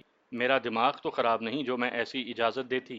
میں نے اسے صاف کہہ دیا تھا کہ میری زندگی میں اس کا یہ خواب کبھی پورا نہیں ہو سکے گا۔ پھر اس نے کیا کہا تھا؟ کچھ بھی نہیں، خاموش ہو گیا تھا۔ پھر دوبارہ اس نے دوسری شادی کا تذکرہ نہیں کیا؟ میں نے پوچھا۔ دوبارہ؟ اس نے عجیب سے انداز میں دہرایا، پھر بولی، وہ تو اکثر و بیشتر تنہائی میں دوسری شادی کا ذکر لے بیٹھتا تھا، مگر میرا ایک ہی جواب ہوتا تھا، اس گھر میں رہوں گی یا تمہاری دوسری بیوی؟ اگر اسے لانا ہے تو مجھے فارغ کر دو۔ وہ کہتا، زہرا، میں تمہیں تو کسی بھی صورت نہیں چھوڑ سکتا، آخر تم میرے دو بچوں کی ماں ہو۔ پھر میں جواباً کہتی، پھر دوسری شادی کا خیال دل سے نکال دو۔ میں جان دے دوں گی لیکن سوکن کو ایک لمحے کے لیے بھی برداشت نہیں کر سکتی۔ میں نے زہرا سے کہا، اگر تم جیدے کو دوسری شادی کی اجازت دے دیتی تو آج صورتحال قدرے مختلف ہوتی۔ جیدے کی موت سے دوسری شادی کا کیا تعلق؟ اس نے سوالیہ نظروں سے مجھے دیکھا۔ میں نے کہا، مجھے شک ہے کہ 3 سال قبل جیدہ کسی لڑکی کو اپنے ساتھ بھگا کر لے گیا تھا۔ کون سی لڑکی؟ ممکن ہے وہی لڑکی ہو جس سے وہ دوسری شادی کرنا چاہتا تھا۔ اس نے پوچھا، تھانے دار صاحب، کیا آپ اس لڑکی کو جانتے ہیں؟ فی الحال میں صرف اتنا جانتا ہوں کہ وہ میاں چنو کے علاقے حسین آباد کی رہنے والی ہو سکتی ہے۔ ہو سکتی ہے کا مطلب یہ ہوا کہ آپ کو بھی ابھی پورا یقین نہیں ہے۔ تمہارا اندازہ بالکل درست ہے، لیکن مجھے پوری امید ہے کہ میں بہت جلد اس کے بارے میں سب کچھ جان لوں گا۔ یہ بتاؤ کہ جیدے نے کبھی اپنے کسی دشمن کا بھی ذکر کیا تھا؟ کیسا دشمن جناب؟ کوئی ایسا شخص جس سے اسے جان کا خطرہ ہو؟ نہیں، میں تو ایسے کسی شخص کو نہیں جانتی۔ میں مزید کچھ دیر تک زہرا فاطمہ سے مختلف سوالات کرتا رہا، لیکن اس سے کوئی کام کی بات معلوم نہ ہو سکی۔ پھر میں نے اسے جانے کی اجازت دے دی۔ ویسے ایک بات تھی، مقتول جیدے کے دوست فدا حسین نے مقتول کی جس محبت کا تذکرہ کیا تھا وہ کوئی فرضی قصہ نہیں تھا۔ وہ محبوبہ جو ابھی تک نامعلوم تھی وہ حسین آباد کی رہنے والی تھی اور اس کے کسی بھائی وغیرہ سے مقتول کے مراسم تھے۔ میں اس سے زیادہ اور کچھ نہیں جانتا تھا، لیکن مجھے پوری امید تھی کہ عنقریب بہت کچھ جان جاؤں گا۔ اور تیسرے روز میری امید بر آئی۔ میں حسب معمول اپنے دفتر میں بیٹھا روزمرہ کے کاموں میں مصروف تھا کہ ایک کانسٹیبل نے اندر آ کر اطلاع دی، ملک صاحب، دائی بشیرہ آپ سے ملنے آئی ہے۔ ٹھیک ہے، اسے فوراً اندر بھیجو، میں نے کہا۔ تھوڑی دیر کے بعد دائی بشیرہ میرے کمرے میں داخل ہوئی۔ اس کے چہرے سے کامیابی کی مخصوص روشنی پھوٹ رہی تھی۔ میں نے اپنے سامنے رکھی ہوئی کرسیوں کی جانب اشارہ کیا اور اس سے کہا، بیٹھ جاؤ بشیرہ۔ اس نے کرسی پر بیٹھنے سے پہلے با آواز بلند مجھے سلام کیا۔ میں نے اس کے سلام کا جواب دیا، پھر کہا، بشیرہ، تمہارے چہرے کے تاثرات سے اندازہ ہوتا ہے کہ تم نے اپنے مقصد میں کامیابی حاصل کر لی ہے۔ آپ کا اندازہ درست ہے ملک صاحب، میں نے آپ کی مطلوبہ لڑکی کا سراغ لگا لیا ہے۔ تفصیل بتاؤ۔ وہ بولی، اس لڑکی کا نام زرینہ ہے۔ 3 سال پہلے اس کی عمر 19 برس تھی، اب یقیناً 22 سال ہوگی۔ وہ 3 سال قبل اچانک اپنے گھر سے غائب ہو گئی تھی، پھر اس کی کوئی خبر نہیں ملی۔ ماں باپ نے اپنی عزت کی خاطر بیٹی کی گمشدگی کی رپورٹ بھی درج نہیں کروائی تھی اور اس بات کو کسی نہ کسی طرح مصلحت کے پردے میں چھپا لیا تھا۔ لڑکی کے باپ کا نام مولوی قطب الدین اور ماں کا نام رفت بیگم ہے۔ زرینہ سے چھوٹا بھائی صداقت 14 سال کا ہے اور وہ مڈل پاس ہے۔ زرینہ سے بڑا بھائی لیاقت خانیوال میں زرعی آلات بنانے والے ایک کارخانے میں کام کرتا ہے۔ لیاقت کی عمر لگ بھگ 25 سال ہے اور یہی وہ شخص ہے جس سے مقتول جیدے کی الیک سلیک تھی۔ بس یا اور کچھ؟ بس اتنا ہی کافی ہے، میں نے اطمینان سے کہا۔ وہ مسکراتے ہوئے بولی، اس کے علاوہ بھی میرے پاس بہت کچھ ہے۔ پھر وہ میرے جواب کا انتظار کیے بغیر خود ہی بتانے لگی، ملک صاحب، مقتول نے زرینہ کے باپ مولوی قطب الدین سے زرینہ کا رشتہ بھی مانگا تھا، مگر اس نے سختی سے انکار کر دیا کہ ایک عیالدار شخص سے وہ اپنی بیٹی کی شادی نہیں کر سکتا۔ اس موقع پر لیاقت نے بھی اپنے باپ کا ساتھ دیا۔ جیدے سے اس کی سلام دعا تو تھی، لیکن وہ اس رشتے کے حق میں نہیں تھا۔ اس کے کچھ ہی عرصے کے بعد زرینہ ایک روز گھر سے غائب ہو گئی، اور سب سے اہم بات یہ ہے ملک صاحب کہ زرینہ گھر سے جاتے ہوئے اپنی ماں کا زیور بھی چرا لے گئی تھی۔ میں نے تو اب اپنا کام کر دیا، اب زرینہ کا سراغ لگانا یا نہ لگانا آپ کا کام ہے۔ تمہارا کام ختم ہو گیا بشیرہ، اب یہاں سے میرا کام شروع ہوتا ہے۔ وہ بے تکلفی سے بولی، اپنا کام شروع کرنے سے پہلے میرا انعام تو مجھے دے دیں۔ ضرور ضرور، میں نے اپنی جیب خاص سے 5 روپے نکال کر اس کی جانب بڑھا دیے، یہ رکھو۔ بشیرہ نے وہ روپے مجھ سے لے کر گریبان میں غائب کر لیے۔ اس زمانے میں 5 روپیوں کی بڑی اہمیت تھی، تاہم अपनी आदत के मुताबिक बशीरा ने कहा, मलिक साहब सिर्फ 5 रुपए? आप देखते नहीं मैंने कितनी मेहनत की है। मैंने कहा, ये भी फिलहाल मैंने अपनी जेब से दिए हैं। वैसे तुम्हारी मेहनत से मैं इनकार नहीं करूंगा। मैं वादा करता हूं कि जब ये केस हल हो जाएगा तो तुम्हें सरकार की जानिब से भी कुछ ज़रूर दिलवाऊंगा। वो खुश हो गई और मुझे दुआएं देते हुए वहां से चली गई। उसके जाने के बाद मैंने सद्दीक जंजुआ को अपने कमरे में बुला लिया। मैंने उसे कहा, हमें फौरी तौर पर हुसैनाबाद जाना है। ओह, इसका मतलब है मकतूल की महबूबा का कुछ सुराग मिल गया है? वो पुरसोच लहजे में बोला। कुछ नहीं बल्कि बहुत कुछ, मैंने जोशीले अंदाज में कहा। फिर बशीरा दाई से हासिल होने वाली चीदा चीदा बातें जंजुआ के गोश गुजार कर दीं। ठीक है मलिक साहब, मैं तो तैयार हूँ, आप जब कहेंगे चल पड़ेंगे। मैंने कहा, बस ठीक 15 मिनट के बाद निकलते हैं। फिर उसी रोज़ सपहर के वक्त हम मौलवी कुतुबुद्दीन के घर के दरवाजे के सामने खड़े थे। बशीरा ने पूरी तफसील से मुझे उस घर का अता पता समझा दिया था। वैसे हुसैनाबाद में पहले भी कई मरतबा आ चुका था। हम इस वक्त सादा लिबास में थे। मेरी दस्तक के जवाब में एक फरबा इंदाम बूढ़े शख्स ने दरवाज़ा खोला। उसने दाढ़ी रखी हुई थी और उसकी तोंद बाहर को निकली थी। मैंने पहली ही नज़र में अंदाज़ा लगा लिया कि वो मौलवी कुतुबुद्दीन था। उसने घूर कर सवालिया नज़रों से देखा तो मैंने अपना तारुफ करवाना ज़रूरी समझा। मैंने कहा, मेरा नाम मलिक सफदर हयात है। मैं मियाँ चन्नू के एक थाने का इंचार्ज हूँ। आप यकीनन मौलवी कुतुबुद्दीन हैं। वो चढ़ी हुई तेवरी के साथ बोला, जी मैं ही हूँ मौलवी कुतुबुद्दीन। आप किस सिलसिले में यहाँ तशरीफ़ लाए हैं? मैंने कहा, मैं आपकी बेटी ज़रीना के सिलसिले में आपसे बात करने आया हूँ। कौन ज़रीना? वो उखड़े हुए लहजे में बोला। आपकी बेटी ज़रीना, मैंने भी तुर्की ब तुर्की जवाब दिया। वो एकदम भड़क उठा, मैं किसी ज़रीना को नहीं जानता। इस नाम की मेरी कोई बेटी नहीं। समझ आई आपके, जाएं और कोई दरवाज़ा खटखटाएं। वो बूढ़ा आदमी था लेकिन खासा ओखा बोल रहा था। चूंकि उसने अदब आदाब की परवाह नहीं की थी, लिहाजा मैंने भी तुर्श अंदाज इख्तियार किया और चुभते हुए लहजे में कहा, किबला मैं उस जरीना का जिक्र कर रहा हूँ जो 3 साल कबल घर से भाग गई थी। आपकी इकलौती बेटी जरीना, क्या समझे? वो एकदम हत्थे से उखड़ गया और जज्बात से मगलूब आवाज़ में बोला, मैं एक बार फिर आपको बता रहा हूँ कि आपने गलत दरवाज़ा खटखटाया है। उसकी हठ धर्मी को देखते हुए मैंने सवाल किया, आपकी कितनी बेटियां हैं मौलवी साहब? आप कौन होते हैं मेरी बेटियों के बारे में पूछने वाले? उल्टा उसने मुझसे सवाल कर डाला। मैंने कहा, मैंने अपना तारुफ करवा दिया है कि मैं थानेदार हूँ। वो बोला, क्या आप मुझे गिरफ्तार करने आए हैं? मैंने कहा, अगर ज़रूरत पड़ी तो गिरफ्तार भी कर लेंगे। फ़िलहाल तो हम आपकी बेटी, आपकी इकलौती बेटी ज़रीना के बारे में पूछताछ करने आए हैं, जो तकरीबन आज से 3 साल पहले अचानक घर से गायब हुई थी और ताहाल आपको उसकी कोई खैर खबर नहीं। उसकी ढिठाई काबिले दीद थी। मैंने कह दिया ना कि मैं किसी ज़रीना वरीना को नहीं जानता। मुझे सख्ती पर मजबूर ना करें बुजुर्गवार, वरना आपके महल्ले का एक एक दरवाज़ा खटखटाऊंगा। आपके रिश्तेदार और महल्ले वाले इस बात की तस्दीक करेंगे कि ज़रीना नामी कोई लड़की आपकी बेटी थी जो 19 साल तक आपके घर में रही, फिर अचानक एक दिन। मैंने दानिस्ता जुमला अधूरा छोड़ दिया। वो बरहमी से बोला, मुझे किसी तस्दीक की ज़रूरत नहीं। मैं अपने घरेलू मामलात को अच्छी तरह समझता हूँ। मैंने कहा, मुमकिन है आपको तस्दीक की ज़रूरत ना हो, लेकिन कानून को बहरहाल इसकी ज़रूरत है, क्योंकि मामला एक कत्ल का है और मैं इसी सिलसिले में तफ्तीश कर रहा हूँ। कत्ल? वो लुकनत ज़दा लहजे में बोला। जी हाँ, कत्ल, और मुझे शक है कि इस सिलसिले में आपकी बेटी। मत लें उसका नाम, वो कता कलामी करते हुए बोला। वो मेरे लिए मर चुकी है। इसका मतलब है आप उसे अपनी बेटी तस्लीम करते हैं? जी किसे? वो बौखलाहट में बोला। मैंने समझाने वाले अंदाज में कहा, मौलवी साहब, ये आपकी इकलौती बेटी जरीना का मामला है। घर के अंदर बैठकर बात करना ज़्यादा मुनासिब होगा। उसी वक्त दरवाजे की ओर से मुझे चूड़ियों की खनखनाहट सुनाई दी। फिर एक अधेड़ उम्र औरत की झलक भी दिखाई दी। मेरी मालूमात के मुताबिक वो मौलवी कुतुबुद्दीन की बीवी रिफत बेगम हो सकती थी। दरवाजे के पीछे से उस औरत ने धीमी आवाज़ में कहा, आप इन्हें अंदर बुला लें, सदाकत के अब्बा। मुझे याद आया, सदाकत कुतुबुद्दीन के सबसे छोटे बेटे का नाम था। मौलवी कुतुबुद्दीन अपनी बीवी को कुछ समझाने की कोशिश करने लगा। उसका लहजा धीमा और अंदाज सरगोशियाना था, इसलिए मुझे उनकी समझ नहीं आई। थोड़ी सी बहस व तकरार में रिफत बेगम को कामयाबी हुई और मौलवी कुतुबुद्दीन हमें घर के अंदर बुलाने पर आमादा हो गया। उसने कहा, आप यहीं खड़े हों, मैं बैठक का दरवाज़ा खोलता हूँ।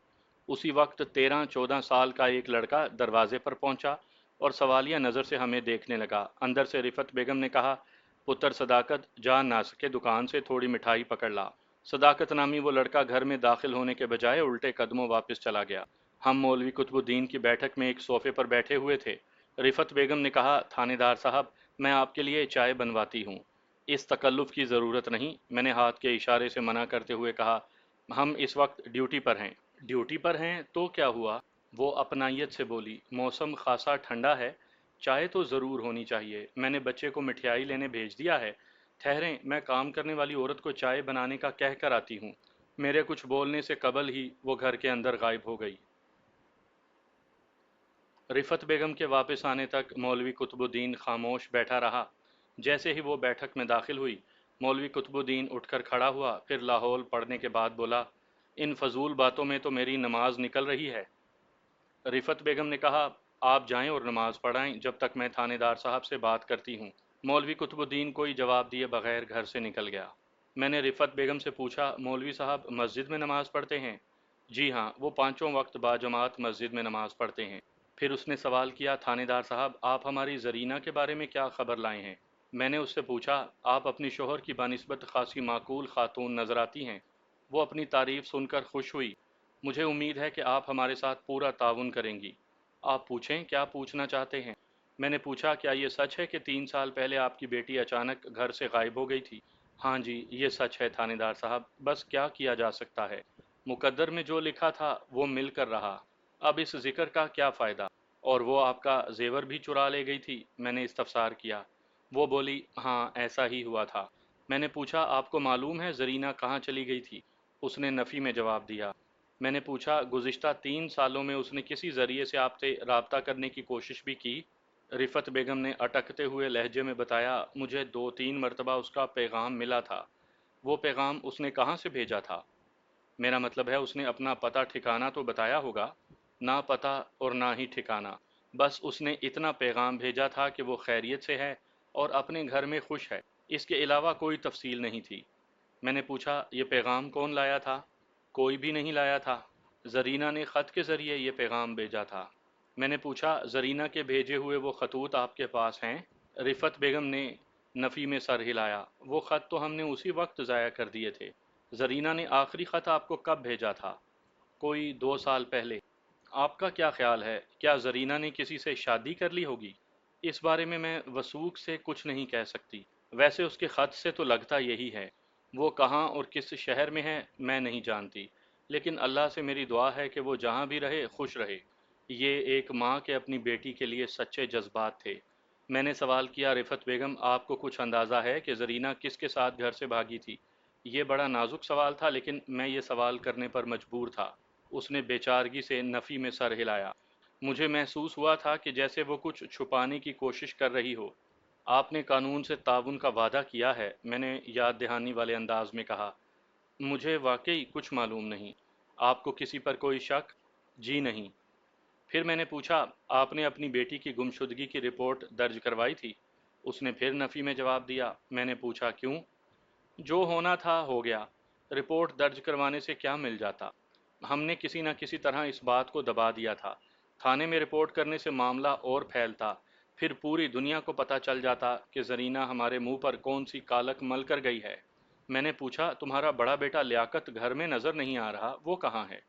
वो बोली, लियाकत हफ्ते में सिर्फ एक दिन घर आता है, हफ्ते की रात को, फिर सोमवार की सुबह वापस चला जाता है। कहाँ से आता है और कहाँ जाता है? उसने बताया, लियाकत खानेवाल में एक कारखाने में काम करता है और उसी कारखाने में रहता है। बस हफ्ते में एक दिन के लिए घर आता है। मैंने कारखाने का पता पूछा।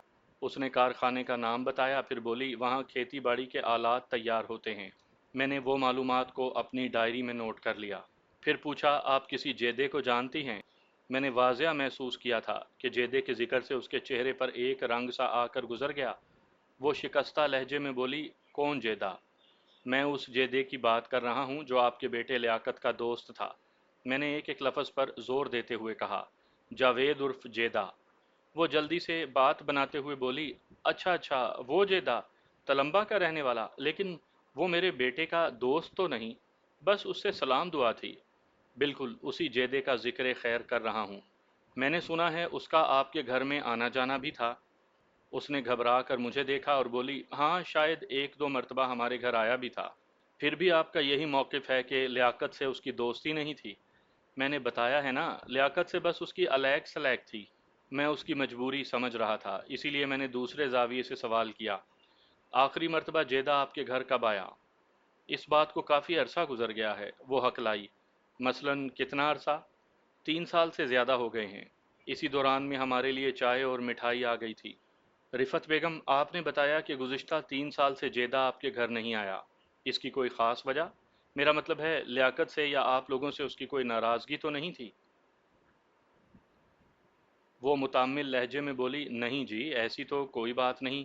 دراصل بات یہ ہے کہ جیدہ ملک سے باہر چلا گیا ہے۔ ملک سے باہر کہاں؟ ہم نے سنا ہے وہ لیبیا گیا ہے۔ کس سے سنا ہے؟ لیاقت نے ہی بتایا تھا۔ وہ بولی، جاتے ہوئے وہ لیاقت سے مل کر بھی گیا تھا۔ جب وہ آخری مرتبہ لیاقت سے ملنے آیا تھا تو میں نے اس کی آنکھوں میں دیکھتے ہوئے پوچھا، اس وقت زرینہ گھر میں موجود تھی؟ جی بالکل موجود تھی۔ پھر کتنے دن کے بعد وہ گھر سے غائب ہوئی؟ میرا خیال ہے 5 6 روز کے بعد، اس نے جواب دیا، پھر چونکتے ہوئے لہجے میں دریافت کیا، اس سوال سے آخر آپ کا مطلب کیا ہے تھانے دار صاحب؟ میں نے اس کے سوال کو نظر انداز کیا۔ کیا یہ سچ ہے کہ زرینہ جیدے کو پسند کرتی تھی؟ وہ تو کچی عمر کی ایک بے وقوف لڑکی تھی، لیکن جیدہ کچی عمر کا بے وقوف مرد نہیں تھا، میں نے ایک ایک لفظ پر زور دیتے ہوئے کہا۔ وہ دونوں ایک دوسرے کو پسند کرتے تھے، مجھے یہ بھی پتہ چلا ہے، اور اس نے باقاعدہ آپ لوگوں سے زرینہ کا رشتہ بھی مانگا تھا۔ اس کا رنگ سفید پڑ گیا، تھکے ہوئے لہجے میں بولی، میں اس بات سے انکار نہیں کروں گی، جیدے نے واقعی رشتہ مانگا تھا، مگر ہم سب نے متفقہ طور پر اس کی مخالفت کی تھی۔ اس مخالفت کی کوئی وجہ؟ جیدہ بیوی بچوں والا تھا جی، میں اپنی اکلوتی بیٹی کو جیتے جی جہنم میں نہیں جھونک سکتی تھی۔ ٹھیک کہا آپ نے، آپ اسے جہنم میں نہیں جھونک سکتی تھی، لیکن وہ آپ کے منہ پر کالک مل کر چلی گئی۔ اگر وہ میرے ہاتھ آ جاتی تو میں اس کے ٹکڑے کر دیتا۔ یہ آواز مولوی قطب الدین کی تھی۔ وہ اسی وقت بیٹھک میں داخل ہوا تھا اور غالباً اس نے ہماری گفتگو کے آخری الفاظ سن لیے تھے۔ میں نے کہا، مولوی صاحب، صورت شکل سے تو آپ خاصے دیندار نظر آتے ہیں، لیکن باتیں بے دینوں جیسی کرتے ہیں۔ لا حول ولا قوت، وہ کراری آواز میں بولا، میں نے بے دینوں والی ایسی کون سی بات کی ہے؟ میں نے کہا، مولوی صاحب، کچھ خدا کا خوف کریں، آپ نے ایک دن اسی کو جان دینی ہے۔ کافروں والی باتیں آپ کو زیب نہیں دیتی۔ توبہ توبہ، وہ کانوں کو ہاتھ لگاتے ہوئے بولا، میں اللہ کے حکم کے خلاف ایک قدم بھی نہیں چلتا۔ تھانے دار صاحب، آپ کیسی باتیں کرتے ہیں؟ میں نے کہا، آپ نے ابھی تھوڑی دیر پہلے یہ نہیں کہا کہ اگر زرینہ آپ کے ہاتھ آ جاتی تو آپ اس کے ٹکڑے کر دیتے؟ ہاں یہ تو میں نے کہا ہے، لیکن اس میں کافروں والی بات کون سی ہے؟ میں نے کہا، مولوی صاحب، خدا نے کب والدین کو یہ اجازت دی ہے کہ وہ اپنی اولاد کی کسی غلطی پر اسے قتل کر دیں؟ ہاں، اولاد کو قتل کرنے کی اجازت تو نہیں۔ وہ ہونکوں کی طرح میرا منہ تکنے لگا۔ میں نے کہا، کیا ٹکڑے ٹکڑے کرنے سے انسان قتل نہیں ہوتا؟ وہ جی، میں تو غصے میں ایسے الفاظ بول گیا تھا۔ میں نے سخت لہجے میں کہا، مولوی صاحب، غیرت کے نام پر ہمارے معاشرے میں بعض جعلی قدروں نے جڑ پکڑ لی ہے، جو سراسر بے غیرتی کی علامت ہے۔ وہ تو ٹھیک ہے، وہ قدرے قائل ہوتے ہوئے بولا، لیکن تھانے دار صاحب، جوان لڑکی کا گھر سے بھاگ جانا بھی تو بے عزتی کی بات ہے نا۔ یہ ایک الگ مسئلہ ہے، لیکن قتل کی اجازت پھر بھی نہیں۔ یہ زمانہ جاہلیت کی باتیں ہیں، جب بیٹی کو زندہ زمین میں گاڑ دیا جاتا تھا۔ مولوی قطب الدین بولا، آپ تھانے دار ہیں یا کوئی ملا مولوی؟ میں نے کہا، پہلے میں ایک انسان، ایک مسلمان ہوں، اور پھر بعد میں تھانے دار ہوں۔ آپ نے تو میری آنکھیں کھول دیں۔ میں نے مزید کہا، مولوی صاحب، میں زرینہ کے فعل کی حمایت تو نہیں کروں گا، لیکن اتنا ضرور کہوں گا کہ ایسا سنگین قدم اٹھانے کے لیے آپ لوگوں نے اسے مجبور کیا تھا۔ آپ خود کو بھی بالکل بری الذمہ قرار نہیں دے سکتے۔ پھر میں نے مختصراً ان لوگوں کو جیدے کے پیش آنے والے حالات سے آگاہ کیا اور یہ بھی بتایا کہ اب وہ زمین اوڑھ کر محمود کوٹ میں سو رہا ہوگا۔ میری بات ختم ہوئی تو رفت بیگم نے پوچھا، اور ہماری زرینہ کا کچھ پتہ چلا؟ میں نے کہا، شواہد اور اب تک کی تفتیش کی روشنی میں اس نتیجے پر پہنچا ہوں کہ زرینہ 3 سال قبل جیدے کے ساتھ ہی گئی تھی، لیکن صحیح صورتحال کا اندازہ کراچی جا کر ہی ہوگا۔ اب تک زرینہ کا کوئی سراغ نہیں مل سکا۔ تھانے دار صاحب، مولوی قطب الدین نے کہا، آپ نے بتایا ہے کہ جیدے کو باقاعدہ قتل کیا گیا ہے، کیا آپ نے اس کے قاتل کو گرفتار کر لیا ہے؟ کون ہے وہ بدبخت؟ اسی بدبخت کی تلاش میں تو ہم یہاں تک پہنچے۔ کیا مطلب ہے آپ کا؟ ہم نے جیدے کے قاتل کو گھر میں پناہ دے رکھی ہے؟ میں نے فی الحال ایسی کوئی بات نہیں کی۔ تفتیش ہمیں آپ کے دروازے تک لے آئی ہے، قرائن سے یہ ظاہر ہوتا ہے کہ مقتول آپ کی بیٹی زرینہ کے ساتھ یہاں سے فرار ہوا تھا۔ اب پوچھ گچھ تو لازمی ہے نا؟ ہمیں اس کے قاتل کے بارے میں کچھ نہیں پتا، آپ ہمیں معافی رکھیں تو آپ کی بہت مہربانی ہوگی۔ میں نے کہا مولوی صاحب، آپ لاکھ بار کہیں کہ آپ کو یہ بات معلوم نہیں تھی کہ زرینہ جیدے کے ساتھ گھر سے بھاگی، لیکن میں آپ کی بات کا یقین نہیں کروں گا۔ آپ کے دل میں جیدے کے لیے شدید غصہ اور عناد بھرا ہوا تھا، اس لیے آپ پر ہمارا شک کرنا کوئی تعجب کی بات نہیں۔ آپ بھی کمال کرتے ہیں تھانے دار صاحب، رفت بیگم نے کہا۔ ہمیں تو ابھی آپ ہی کی زبانی معلوم ہوا ہے کہ جیدے کو کسی نے قتل کر دیا ہے، اس سے پہلے تو ہم اس بارے میں کچھ جانتے بھی نہیں تھے۔ وقت آنے پر سب جان جاؤ گے۔ میں ذرا کراچی کا چکر لگا ہوں، پھر آپ لوگوں سے بات ہوگی، لیکن یاد رکھو اس وقت میں کسی روح رعایت سے کام نہیں لوں گا۔ میں نے پوچھا 7 جنوری کو آپ کا بڑا بیٹا لیاقت کہاں تھا؟ رفت بولی کون سے دن؟ میں نے کہا 7 جنوری، جمعرات کے دن۔ وہ خانے وال میں ہی تھا، مولوی قطب الدین نے بتایا۔ وہ صرف ہفتے کی رات کو گھر آتا ہے، ایک دن چھٹی گزار کر واپس چلا جاتا ہے۔ میں نے کہا میں اس کے کارخانے میں بھی جاؤں۔ رفت بیگم لجاجت سے بولی یقین کریں تھانے دار صاحب، جیدے کے قتل سے ہمارا کوئی تعلق نہیں۔ پھر آپ کے خیال میں اس کا دشمن کون ہو سکتا ہے؟ ہم کیا کہہ سکتے ہیں؟ میں نے کہا بہت جلد دودھ کا دودھ اور پانی کا پانی ہو جائے گا۔ اس کے بعد ہم وہاں سے واپس آ گئے۔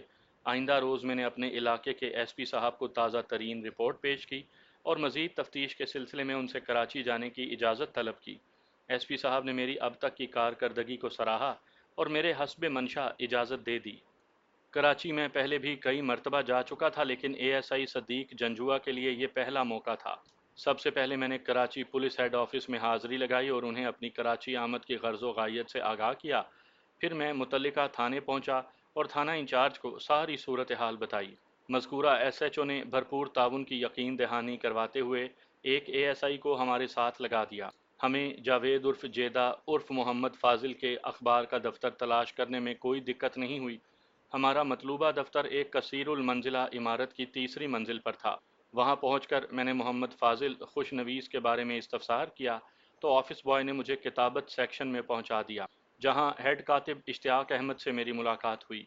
میں نے محمد فاضل کا پریس کارڈ اسے دکھاتے ہوئے پوچھا یہ صاحب آپ کے ساتھ کام کرتے ہیں؟ جی بالکل، اس نے اثبات میں جواب دیا۔ مجھے محمد فاضل کے گھر کا پتہ چاہیے، میں نے کہا۔ آپ کس سلسلے میں فاضل سے ملنا چاہتے ہیں؟ میں نے مناسب سمجھا کہ اسے صورتحال سے آگاہ کر دوں۔ پوری بات سننے کے بعد وہ غمزدہ نظر آنے لگا۔ میں نے اشتیاق احمد کو یہ نہیں بتایا تھا کہ محمد فاضل کے نام سے اس کے پاس کرنے والا شخص در حقیقت جاوید عرف جیدہ تھا۔ میں نے دانستہ یہ بات چھپائی تھی۔ اشتیاق احمد نے کہا میں نے محمد فاضل کا گھر تو نہیں دیکھ رکھا، لیکن مجھے یہ معلوم ہے کہ وہ منظور کالونی میں کہیں رہتا ہے۔ ٹھہرے میں امجد علی سے پوچھ کر بتاتا ہوں۔ فاضل امجد علی کے توسط ہی سے یہاں نوکری پر لگا تھا۔ پھر اس نے امجد علی کو بلا لیا۔ مختصراً اس نے محمد فاضل کو پیش آنے والے حادثے کے بارے میں بتایا اور کہا تم ملک صفدر حیات صاحب کو فاضل کے گھر پہنچاؤ۔ بعد میں پتہ چلا کہ امجد علی جاوید کا گہرا دوست تھا اور اس کے اس راز سے بھی واقف تھا کہ وہ جیدے سے فاضل کیوں اور کن حالات میں بنا تھا، یعنی زرینہ کا سارا معاملہ اس کے علم میں تھا۔ یہ جاننے کے بعد کہ امجد علی صورتحال کی حقیقت سے واقف تھا، میرے لیے بہت آسانی پیدا ہو گئی۔ دفتر سے باہر نکلنے کے بعد میں نے اس سے کہا میاں امجد علی اب تم ہمیں فوراً منظور کالونی لے چلو۔ میں آپ کو اپنے گھر واقع ڈرگ روڈ لے کر چلوں گا جناب۔ وہ کیوں بھائی؟ میں نے حیرت سے اس کی طرف دیکھا۔ ہم تو جیدے کی بیوی زرینہ سے ملنے آئے ہیں جو منظور کالونی میں رہتی ہے۔ امجد علی نے کہا بے شک جیدہ اپنی بیوی اور بچے کے ساتھ منظور کالونی میں رہتا تھا، لیکن میاں چنو روانہ ہوتے وقت وہ زرینہ اور اپنے بیٹے عاطف کو عارضی طور پر میرے گھر چھوڑ گیا تھا تاکہ انہیں تنہائی کا احساس نہ ہو۔ میرے گھر میں میری بیوی بچوں کے علاوہ میرے والدین بھی رہتے ہیں۔ میں تو یہ سوچ رہا ہوں کہ جب اس کی بیوی زرینہ کو جیدے کو پیش آنے والا حادثے کے بارے میں پتہ چلے گا تو اس پر کیا گزرے گی۔ ہم نے مین روڈ سے ایک ٹیکسی پکڑی اور باتیں کرتے ہوئے امجد علی کے گھر پہنچ گئے۔ میں اور A S I Amjad Ali drawing room میں بیٹھے تھے کہ اس نے گھر کے اندر سے زرینہ کو بلا لیا۔ تھوڑی دیر پہلے وہ ہماری خاطر تواضع کر چکا تھا۔ وہ بولا ملک صاحب یہ اندوناک خبر آپ خود ہی زرینہ کو سنائیں، میرا تو حوصلہ نہیں پڑتا۔ کچھ دیر کے بعد زرینہ اپنے 2 سالہ بچے عاطف کے ساتھ ڈرائنگ روم میں داخل ہوئی اور ایک صوفے پر بیٹھ گئی۔ امجد علی ایک کرسی پر سر جھکائے بیٹھا تھا۔ ड्राइंग रूम में मुकम्मल सन्नाटा था।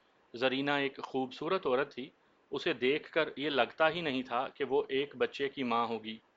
थोड़ी देर तक वो बारी बारी हम सबको देखती रही, फिर अमजद अली को मुखातिब करते हुए बोली, अमजद भाई, आपने तो कहा था कि ये लोग मुझसे मिलने आए हैं। मैं तो इनको नहीं जानती, ये कौन हैं? अमजद अली ने गर्दन उठाकर मेरी जानिब देखा। मैं बोला, जरीना बीबी, हम मियाँ चन्नू से आए हैं। मेरा नाम मलिक सफदर हयात है, मैं वहाँ का थानेदार हूँ। और वो मेरी बात ख़त्म होने से पहले ही बोल उठी, पुलिस? मियाँ चन्नू? ये अल्फाज अदा करते हुए उसका चेहरा खौफ की आमाजगाह बन गया था। आप यहाँ क्या लेने आए हैं?" मैंने कहा, "जरीना बीबी, तुम्हारे शोहर जावेद उर्फ जेदे को किसी ने कत्ल कर दिया है।" हाय, मैं मर गई, वो सीने पर हाथ रखते हुए बोली। फिर जल्दी से संभल कर कहने लगी, मैं किसी जेदे को नहीं जानती, मेरे शोहर का नाम तो मोहम्मद फाजिल है।"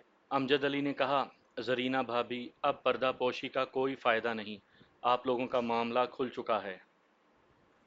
जावेद को किसी ने मियाँ चन्नू रेलवे स्टेशन के करीब कत्ल कर दिया था। उसकी लाश को दफन किया जा चुका है। मलिक साहब इसी सिलसिले में तफ्तीश के लिए यहाँ आए हैं। फिर मैंने मुख्तसर अल्फाज में उसे सूरत हाल से आगाह किया। जब जरीना को यकीन आ गया कि मैंने कोई गलत बयानी से काम नहीं लिया, तो वो बाकायदा रोने लगी। मैंने अमजद अली को इशारा किया, वो जरीना को उठाकर घर के अंदरूनी हिस्से में ले गया, जहाँ औरतों ने उसे संभाल लिया। 1 घंटे बाद वो इस काबिल हो सकी कि मैं उसका बयान ले सकूं। जब मैंने पूछताछ शुरू की तो उसकी हालत खासी नाजुक हो रही थी। थानेदार साहब, मेरे शोहर का कातिल कौन है? क्या आपने उसे गिरफ्तार कर लिया है? मैंने नफ़ी में जवाब दिया और उसे यकीन दिलाया कि बहुत जल्द मैं उसके शोहर के कातिल को सलाखों के पीछे पहुंचा दूंगा। मगर इस काम के लिए मुझे तुम्हारे ताउन की ज़रूरत है। मैं हर किस्म के ताउन के लिए तैयार हूँ। मैंने कहा, मैं तुम दोनों की मोहब्बत, फरार और शादी के मामलात से पूरी तरह वाकिफ़ हूँ, इसलिए कुछ भी ना छुपाना। गुज़िश्ता 3 साल में तुमने अपने घर वालों से कोई राब्ता नहीं किया था? बिल्कुल नहीं। मैं ऐसी कोई गलती नहीं कर सकती थी। इसका मतलब है तुम्हारी माँ ने झूठ बोला था? उन्होंने आपसे क्या कहा था? यही कि तुमने 2-4 मरतबा उसे अपनी खैरियत का पैगाम भेजा था। नहीं, मैंने ऐसा हरगिज़ नहीं किया। मैंने पूछा, जेदे ने अपने घर वालों को कोई ख़त पत्र रवाना किया था? मेरे इल्म में तो ऐसी कोई बात नहीं। अगर मेरे इल्म में लाए बगैर उन्होंने ऐसा किया हो तो मैं कुछ नहीं जानती। मैंने पूछा, जरीना बीबी, तुम्हारे ख्याल में तुम्हारे शोहर का कातिल कौन हो सकता है? मैं इस बारे में क्या कह सकती हूँ? अच्छा ये बताओ, यहाँ कराची में जेदे की रवानगी से कौन कौन वाकिफ था? मैंने सवाल किया। अमजद भाई और इनके घर वाले, उसने जवाब दिया। वाज़ह रहे कि उस सवाल जवाब के वक्त मेरे और जरीना के सिवा और कोई शख्स कमरे में नहीं था। मैंने जरीना से पूछा, अमजद अली कैसा शख्स है? क्या मतलब है आपका? मैंने कहा, देखो जरीना बीबी, शक करना पुलिस वालों की घुट्टी में शामिल होता है, और वक्त पड़ने पर हम अपने बाप को भी शक की नज़रों से देखते हैं। एक बात तो बहरहाल तय है कि या तो कातिल कराची से जेदे के साथ ही मियाँ चन्नू पहुंचा था, या फिर किसी शख्स ने मियाँ चन्नू में कातिल को इत्तला दी थी कि जेदा किस तारीख और कौन सी गाड़ी से मियाँ चन्नू पहुंचने वाला है। अगर आप इस सिलसिले में अमजद भाई पर शक कर रहे हैं तो मैं यही कहूँगी कि आपके सोचने का अंदाज बिल्कुल गलत है। हमारी शादी भी अमजद भाई के तवस्सुत से हुई थी, और जावेद को नौकरी दिलाने वाले भी वही हैं, और भी बहुत से नाजुक मौके पर उन्होंने हमारी मदद की है। फिर जेदे का दुश्मन और कौन हो सकता है? इसका तो मुझे यकीन है कि कातिल जेदे के सफ़र के प्रोग्राम से वाकिफ़ था, या उसे किसी ने इससे आगाह किया था। तुम्हारी नज़र में कोई ऐसा शख्स है जिससे जेदे की अनबन हो गई हो? वो कुछ सोचते हुए बोली, जावेद एक सुलहजू शख्स था। वो लड़ाई झगड़े से परहेज करता था, बल्कि जिनसे झगड़ा ज़रूरी हो वो उनसे भी तल्ख कलामी नहीं करता था, और बाज़ औक़ात उसकी ये आदत मेरे लिए शदीद तकलीफ़ का बाइस बन जाती थी। उसके चेहरे पर नागवारी के तासुरात उभर आए। मैंने महसूस किया कि वो कुछ कहते कहते रुक गई थी, कोई ऐसी बात जो उसके होंठों तक आते आते ठहर गई।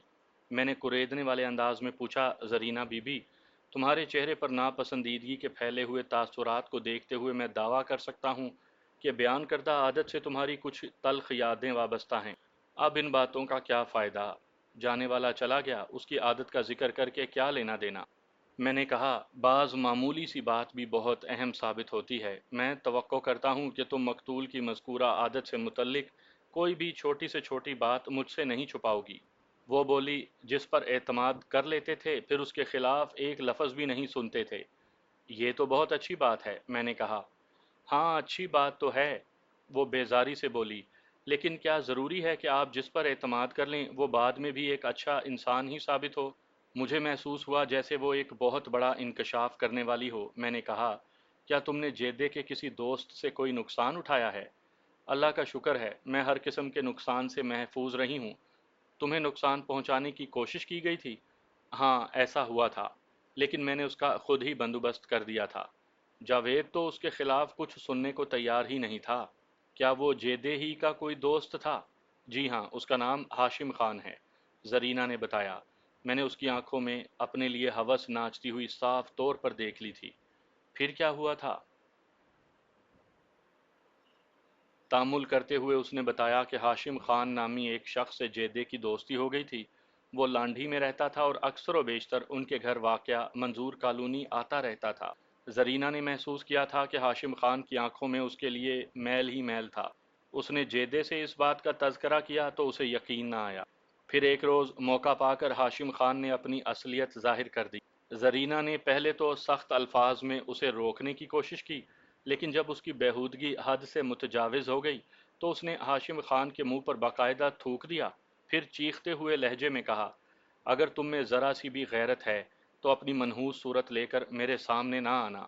جواباً ہاشم خان نے کہا، میں اب تمہارے گھر میں قدم نہیں رکھوں گا، لیکن تم نے جو کچھ کیا ہے اسے ہمیشہ یاد رکھوں گا، اور جب تک اس کا بدلہ نہیں لے لوں گا چین سے نہیں بیٹھوں گا۔ کیا کر لو گے تم؟ زرینہ نے تڑق کر پوچھا۔ یہ تو وقت ہی بتائے گا، اس نے دھمکی دی اور گھر سے نکل گیا۔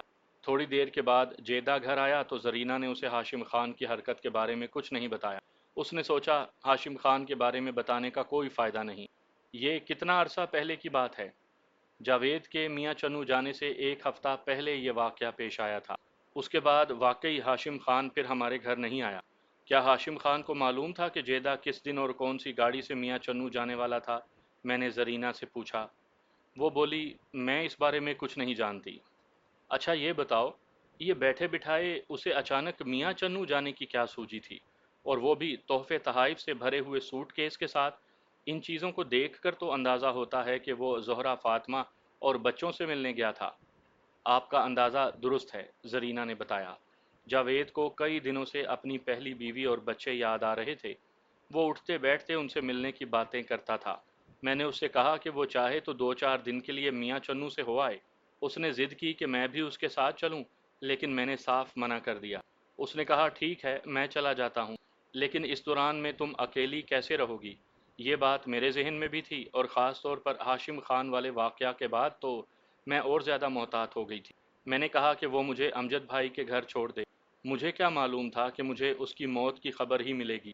وہ بولی، کاش میں جاوید کو اکیلا نہ جانے دیتی۔ میں نے پوچھا، ذرا سوچ کر بتاؤ زرینہ، تمہارے اور جیدے کے گھر سے بھاگ آنے کے بارے میں امجد علی کے علاوہ اور کون کون جانتا ہے؟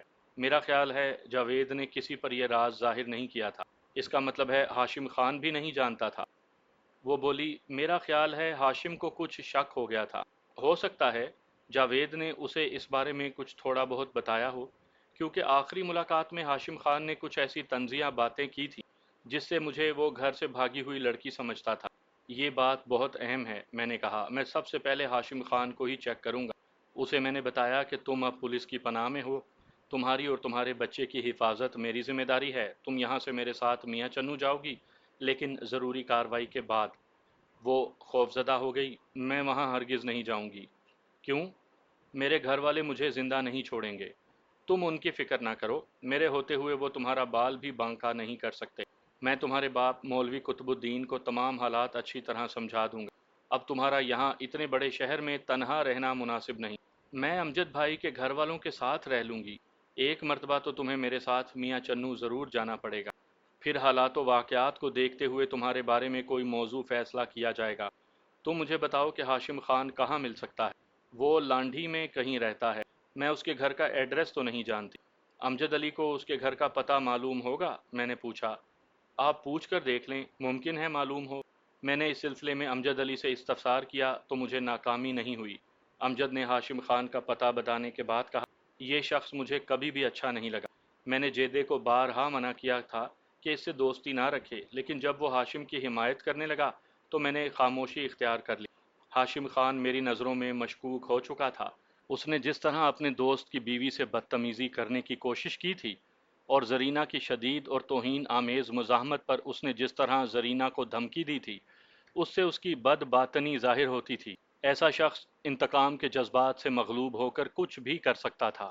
میں ہاشم خان جیسے بد فطرت شخص کو نظر انداز نہیں کر سکتا تھا۔ مجھے حیرت اس بات پر تھی کہ جیدہ اس کی اصلیت تک کیوں نہ پہنچ سکا۔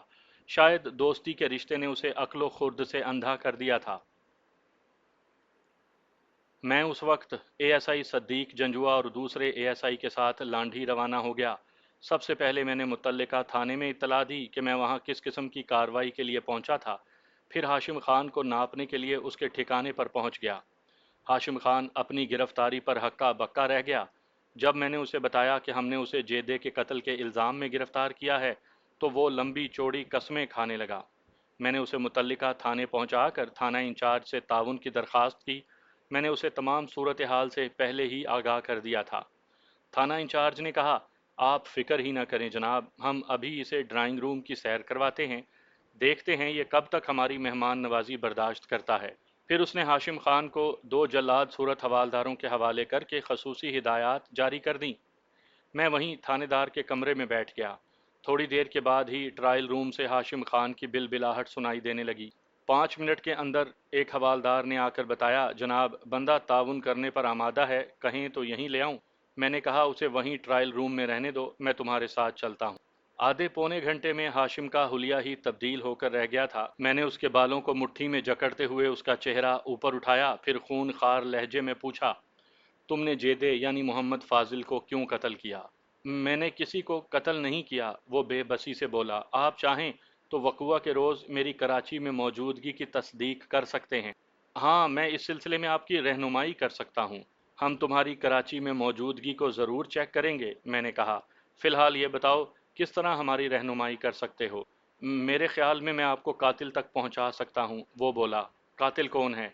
میرے اندازے کے مطابق جیدے کو زرینہ کے بھائی لیاقت نے قتل کیا ہوگا، وہ رونی صورت بنا کر بولا۔ دائیں بائیں کی مت پھینکو، میں نے اسے ڈانٹا، تم لیاقت کا نام لے کر اپنی جان نہیں چھڑا سکتے۔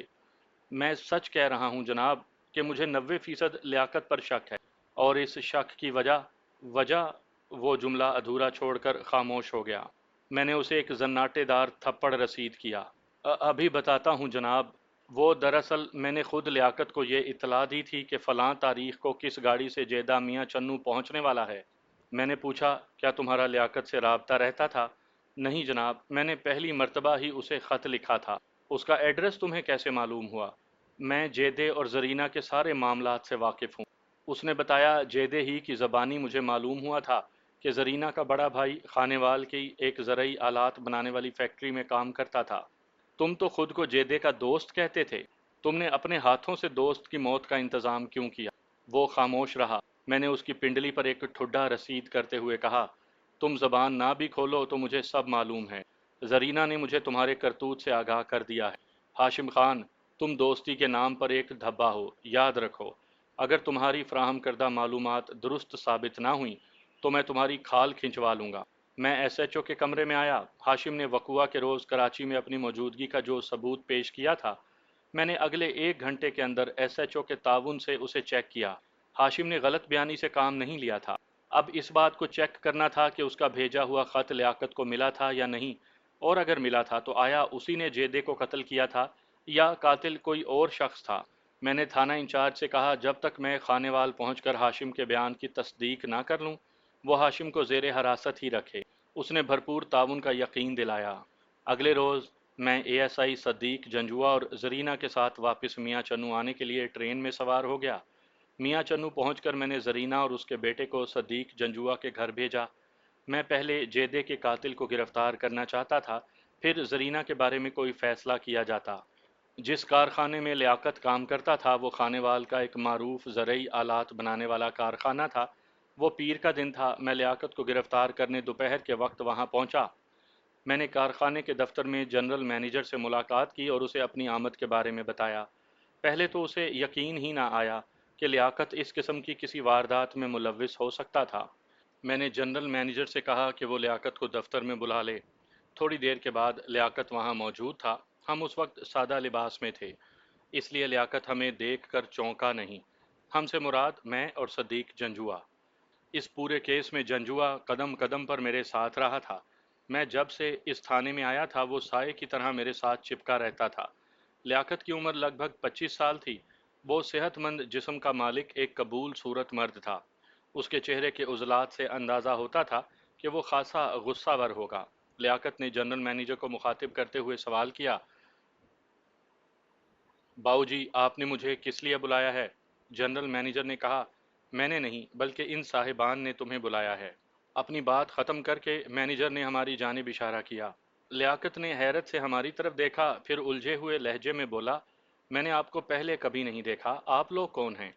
میں نے کہا، اپنے بارے میں تو ہم بعد میں بتائیں گے، پہلے یہ بتاؤ کہ تم کون ہو؟ وہ مزید الجھ گیا، میں لیاقت ہوں۔ یہ تو ہم بھی جانتے ہیں، میاں چنو کے علاقے حسین آباد سے تمہارا تعلق ہے۔ تم ہفتہ وار چھٹی گھر گزارنے جاتے ہو، باقی 6 دن کارخانے میں ہی رہتے ہو، اور تمہارے باپ کا نام مولوی قطب الدین ہے۔ کیا ان میں سے کوئی بھی بات غلط ہے؟ وہ حیرت سے بولا، کمال ہے، آپ میرے بارے میں اتنا کچھ جانتے ہیں جبکہ میں آج پہلی مرتبہ آپ لوگوں سے مل رہا ہوں۔ میں نے پوچھا، 7 جنوری کی رات 9 اور 10 بجے کے درمیان تم کہاں تھے؟ اس کے چہرے پر ایک تاریک سا سایہ لہرایا تھا۔ اس کے ساتھ ہی مجھے اس کی آنکھوں میں خوف کی پرچھائیاں سی نظر آئیں۔ 7 جنوری کے ذکر سے وہ ہراساں دکھائی دینے لگا۔ میں نے اس کی آنکھوں میں دیکھتے ہوئے روب دار لہجے میں سوال کیا، تم نے میری بات کا جواب نہیں دیا۔ وہ رک رک کر بولا، 7 جنوری، 7 جنوری کو کون سا دن تھا؟ میں نے کہا، جمعرات۔ جمعرات، اس نے اہمکانہ انداز میں میرے جواب کو دہرایا، پھر بولا، جمعرات کو تو میں کارخانے میں ہی ہوتا ہوں۔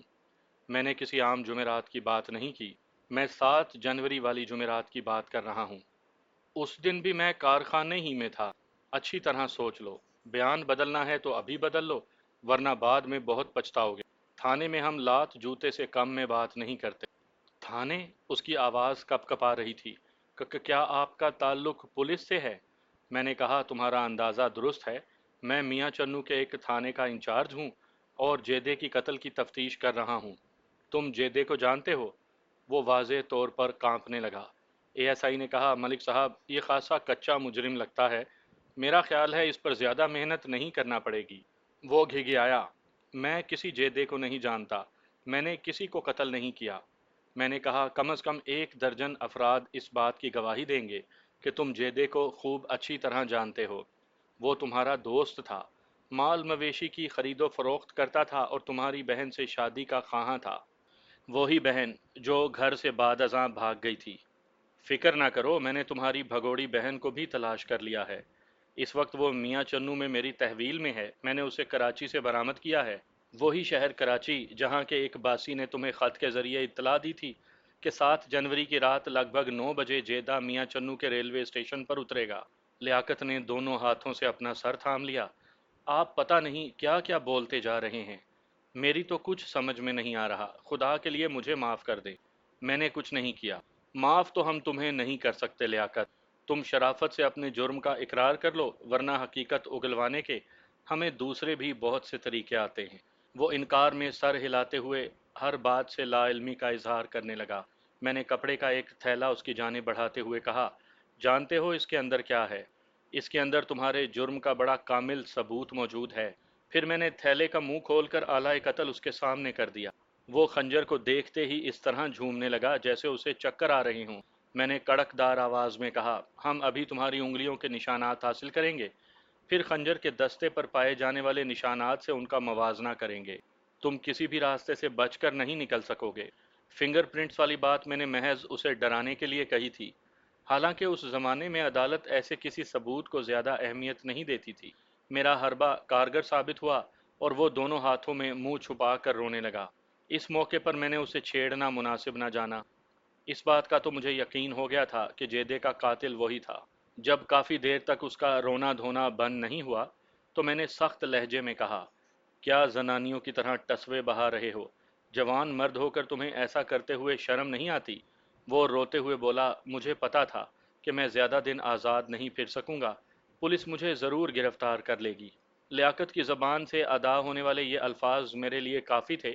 اگر لیاقت اس مرحلے پر کمزوری کا مظاہرہ نہ کرتا تو بھی ہم اسے گرفتار کر کے تھانے میں لے آتے اور بآسانی سچ اور جھوٹ کا فیصلہ کر لیتے۔ وہ لیاقت کا پہلا جرم تھا، شاید اس لیے وہ اپنے اعصاب پر کنٹرول نہ رکھ سکا۔ یہ بھی ممکن ہے کہ جیدے کے خون میں ہاتھ رنگنے کے بعد ہمہ وقت اس کا ضمیر اسے ملامت کرتا رہا ہو۔ ازاں بعد لیاقت نے مجھے جو طویل بیان دیا اس سے میرے اندازوں کی تصدیق ہوتی تھی۔ لیاقت نے بتایا کہ زرینہ کے اچانک غائب ہو جانے کے بعد وہ بڑے کرب سے گزرا تھا۔ وہ کئی روز تک اسے تلاش کرتا رہا۔ اس کے ذہن میں ایک لمحے کو بھی یہ خیال نہیں آیا تھا کہ اس کا دوست ہی اس کی بہن کو لے اڑا ہوگا۔ پھر 3 سال کے بعد جب کارخانے کے پتے پر اسے ہاشم کا خط ملا تو برسوں کی راکھ میں دبی ہوئی چنگاری نے اچانک شعلے کا روپ دھار لیا۔ ہاشم خان نے اپنا نام ظاہر کیے بغیر اسے خط میں لکھا تھا کہ جیدے نے اس کی بہن کو پہلے گھر سے بھگایا، پھر کراچی لا کر اسے ایک طوائف کے ہاتھ بیچ دیا۔ بعد میں زرینہ کوٹھے سے فرار ہونے کی کوشش میں جان سے ہاتھ دھو بیٹھی۔ اس کے ساتھ ہی ہاشم نے لیاقت کو اطلاع دی تھی کہ جیدہ کس تاریخ کو کس گاڑی میں میاں چنو پہنچنے والا ہے۔ پہلے تو لیاقت نے اس پراسرار خط پر یقین نہیں کیا، پھر اس کے ذہن نے مشورہ دیا کہ آزمائش میں کیا حرج ہے۔ اس نے کہیں سے ایک خنجر حاصل کیا اور 7 جنوری کی شام ہی میاں چنو ریلوے اسٹیشن پر پہنچ گیا۔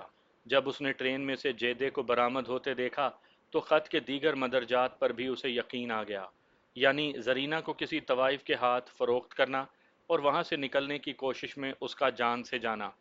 اسی وقت لیاقت نے فیصلہ کر لیا تھا کہ ان تمام تکلیف دہ واقعات کے محرک یعنی جیدے کو وہ زندہ نہیں چھوڑے گا۔ ان کا آمنا سامنا ہوا تو لیاقت نے جیدے کو دیکھتے ہی مصنوعی حیرت کا اظہار کیا۔ یار تم یہاں کیا کر رہے ہو؟ تم تو لیبیا نہیں چلے گئے تھے؟ میں لیبیا ہی سے آ رہا ہوں، جیدے نے بات بناتے ہوئے کہا۔ پہلے جہاز کے ذریعے لیبیا سے کراچی پہنچا اور پھر ٹرین پر سوار ہو کر یہاں آیا ہوں۔ لیاقت اس کی چالاکی کو سمجھ رہا تھا۔ وہ اسے باتوں میں لگا کر پٹری کے ساتھ ساتھ چلتے ہوئے ریلوے اسٹیشن کے قدرے ویران حصے میں لے آیا۔ جیدے نے پوچھا کہ وہ اس طرف کیوں جا رہا ہے تو لیاقت نے کوئی بہانہ بنا کر اسے مطمئن کر دیا۔ پھر وہ دونوں باتوں میں اس قدر محو ہو گئے کہ جیدے کو اندازہ نہ ہو سکا کہ وہ کب ویران جھاڑیوں تک پہنچ گئے تھے۔ اس کے بعد کی کہانی بہت سادہ ہے۔ جھاڑیوں میں پہنچ کر لیاقت نے اپنے لباس میں پوشیدہ خنجر نکال لیا اور اس سے پہلے کہ جیدہ اس کے ارادے کو بھانپ سکتا، لیاقت نے تیز دھار خنجر اس کی پسلیوں میں پیوست کر دیا۔ خنجر کی نوک سے جسم میں داخل ہو کر جیدے کے دل کو پھاڑ ڈالا۔ تھوڑی ہی دیر میں وہ اس دنیا سے رخصت ہو چکا تھا۔ ازاں بعد اس قتل کو حادثے کا رنگ دینے کے لیے لیاقت نے جیدے کی لاش کو ریلوے لائن پر ڈال دیا تھا۔ لیاقت اپنے جرم کا اقبال کر چکا تھا۔ میں نے چالان تیار کر کے کیس کو عدالت کے حوالے کر دیا۔ کچھ عرصے کے بعد زرینہ کو میں نے مولوی قطب الدین کے حوالے کر دیا۔ وہ اپنی بیٹی کو بخوشی گھر میں رکھنے پر تیار ہو گیا تھا۔ کبھی کبھی میں سوچتا ہوں کہ اس سارے کیس میں قصوروار کون تھا۔ میرے ذہن میں یہ خیال ابھرتا ہے کہ اگر زہرہ فاطمہ جیدے کو دوسری شادی کی اجازت دے دیتی تو ممکن ہے وہ زرینہ کو بھگانے کی کوشش نہ کرتا۔ پھر یہ خیال بھی آتا ہے کہ اگر مولوی قطب الدین جیدے کا رشتہ قبول کر لیتا تو زرینہ کو گھر سے بھاگنے کی ضرورت پیش نہ آتی۔ اس کیس کا ایک کردار ہاشم خان بھی ہے۔ اگر وہ لیاقت کو خط نہ لکھتا تو لیاقت کے جذبات میں طوفان پیدا نہ ہوتا اور وہ جیدے کو ختم کرنے کا ارادہ نہ کرتا۔ بعض اوقات مجھے اس کیس کے تمام کردار ہی قصوروار نظر آنے لگتے ہیں۔ بہرحال یہ حقیقت ہے کہ تھوڑا تھوڑا قصور سب ہی کا تھا۔ جھوٹی غیرت کے نام پر ہمارے معاشرے میں جو کھوکھلی قدریں پروان چڑھ رہی ہیں وہ ایک دن ہمیں تباہ و برباد کر کے چھوڑیں گی۔ خدا ہمارے حال پر رحم کرے، آمین۔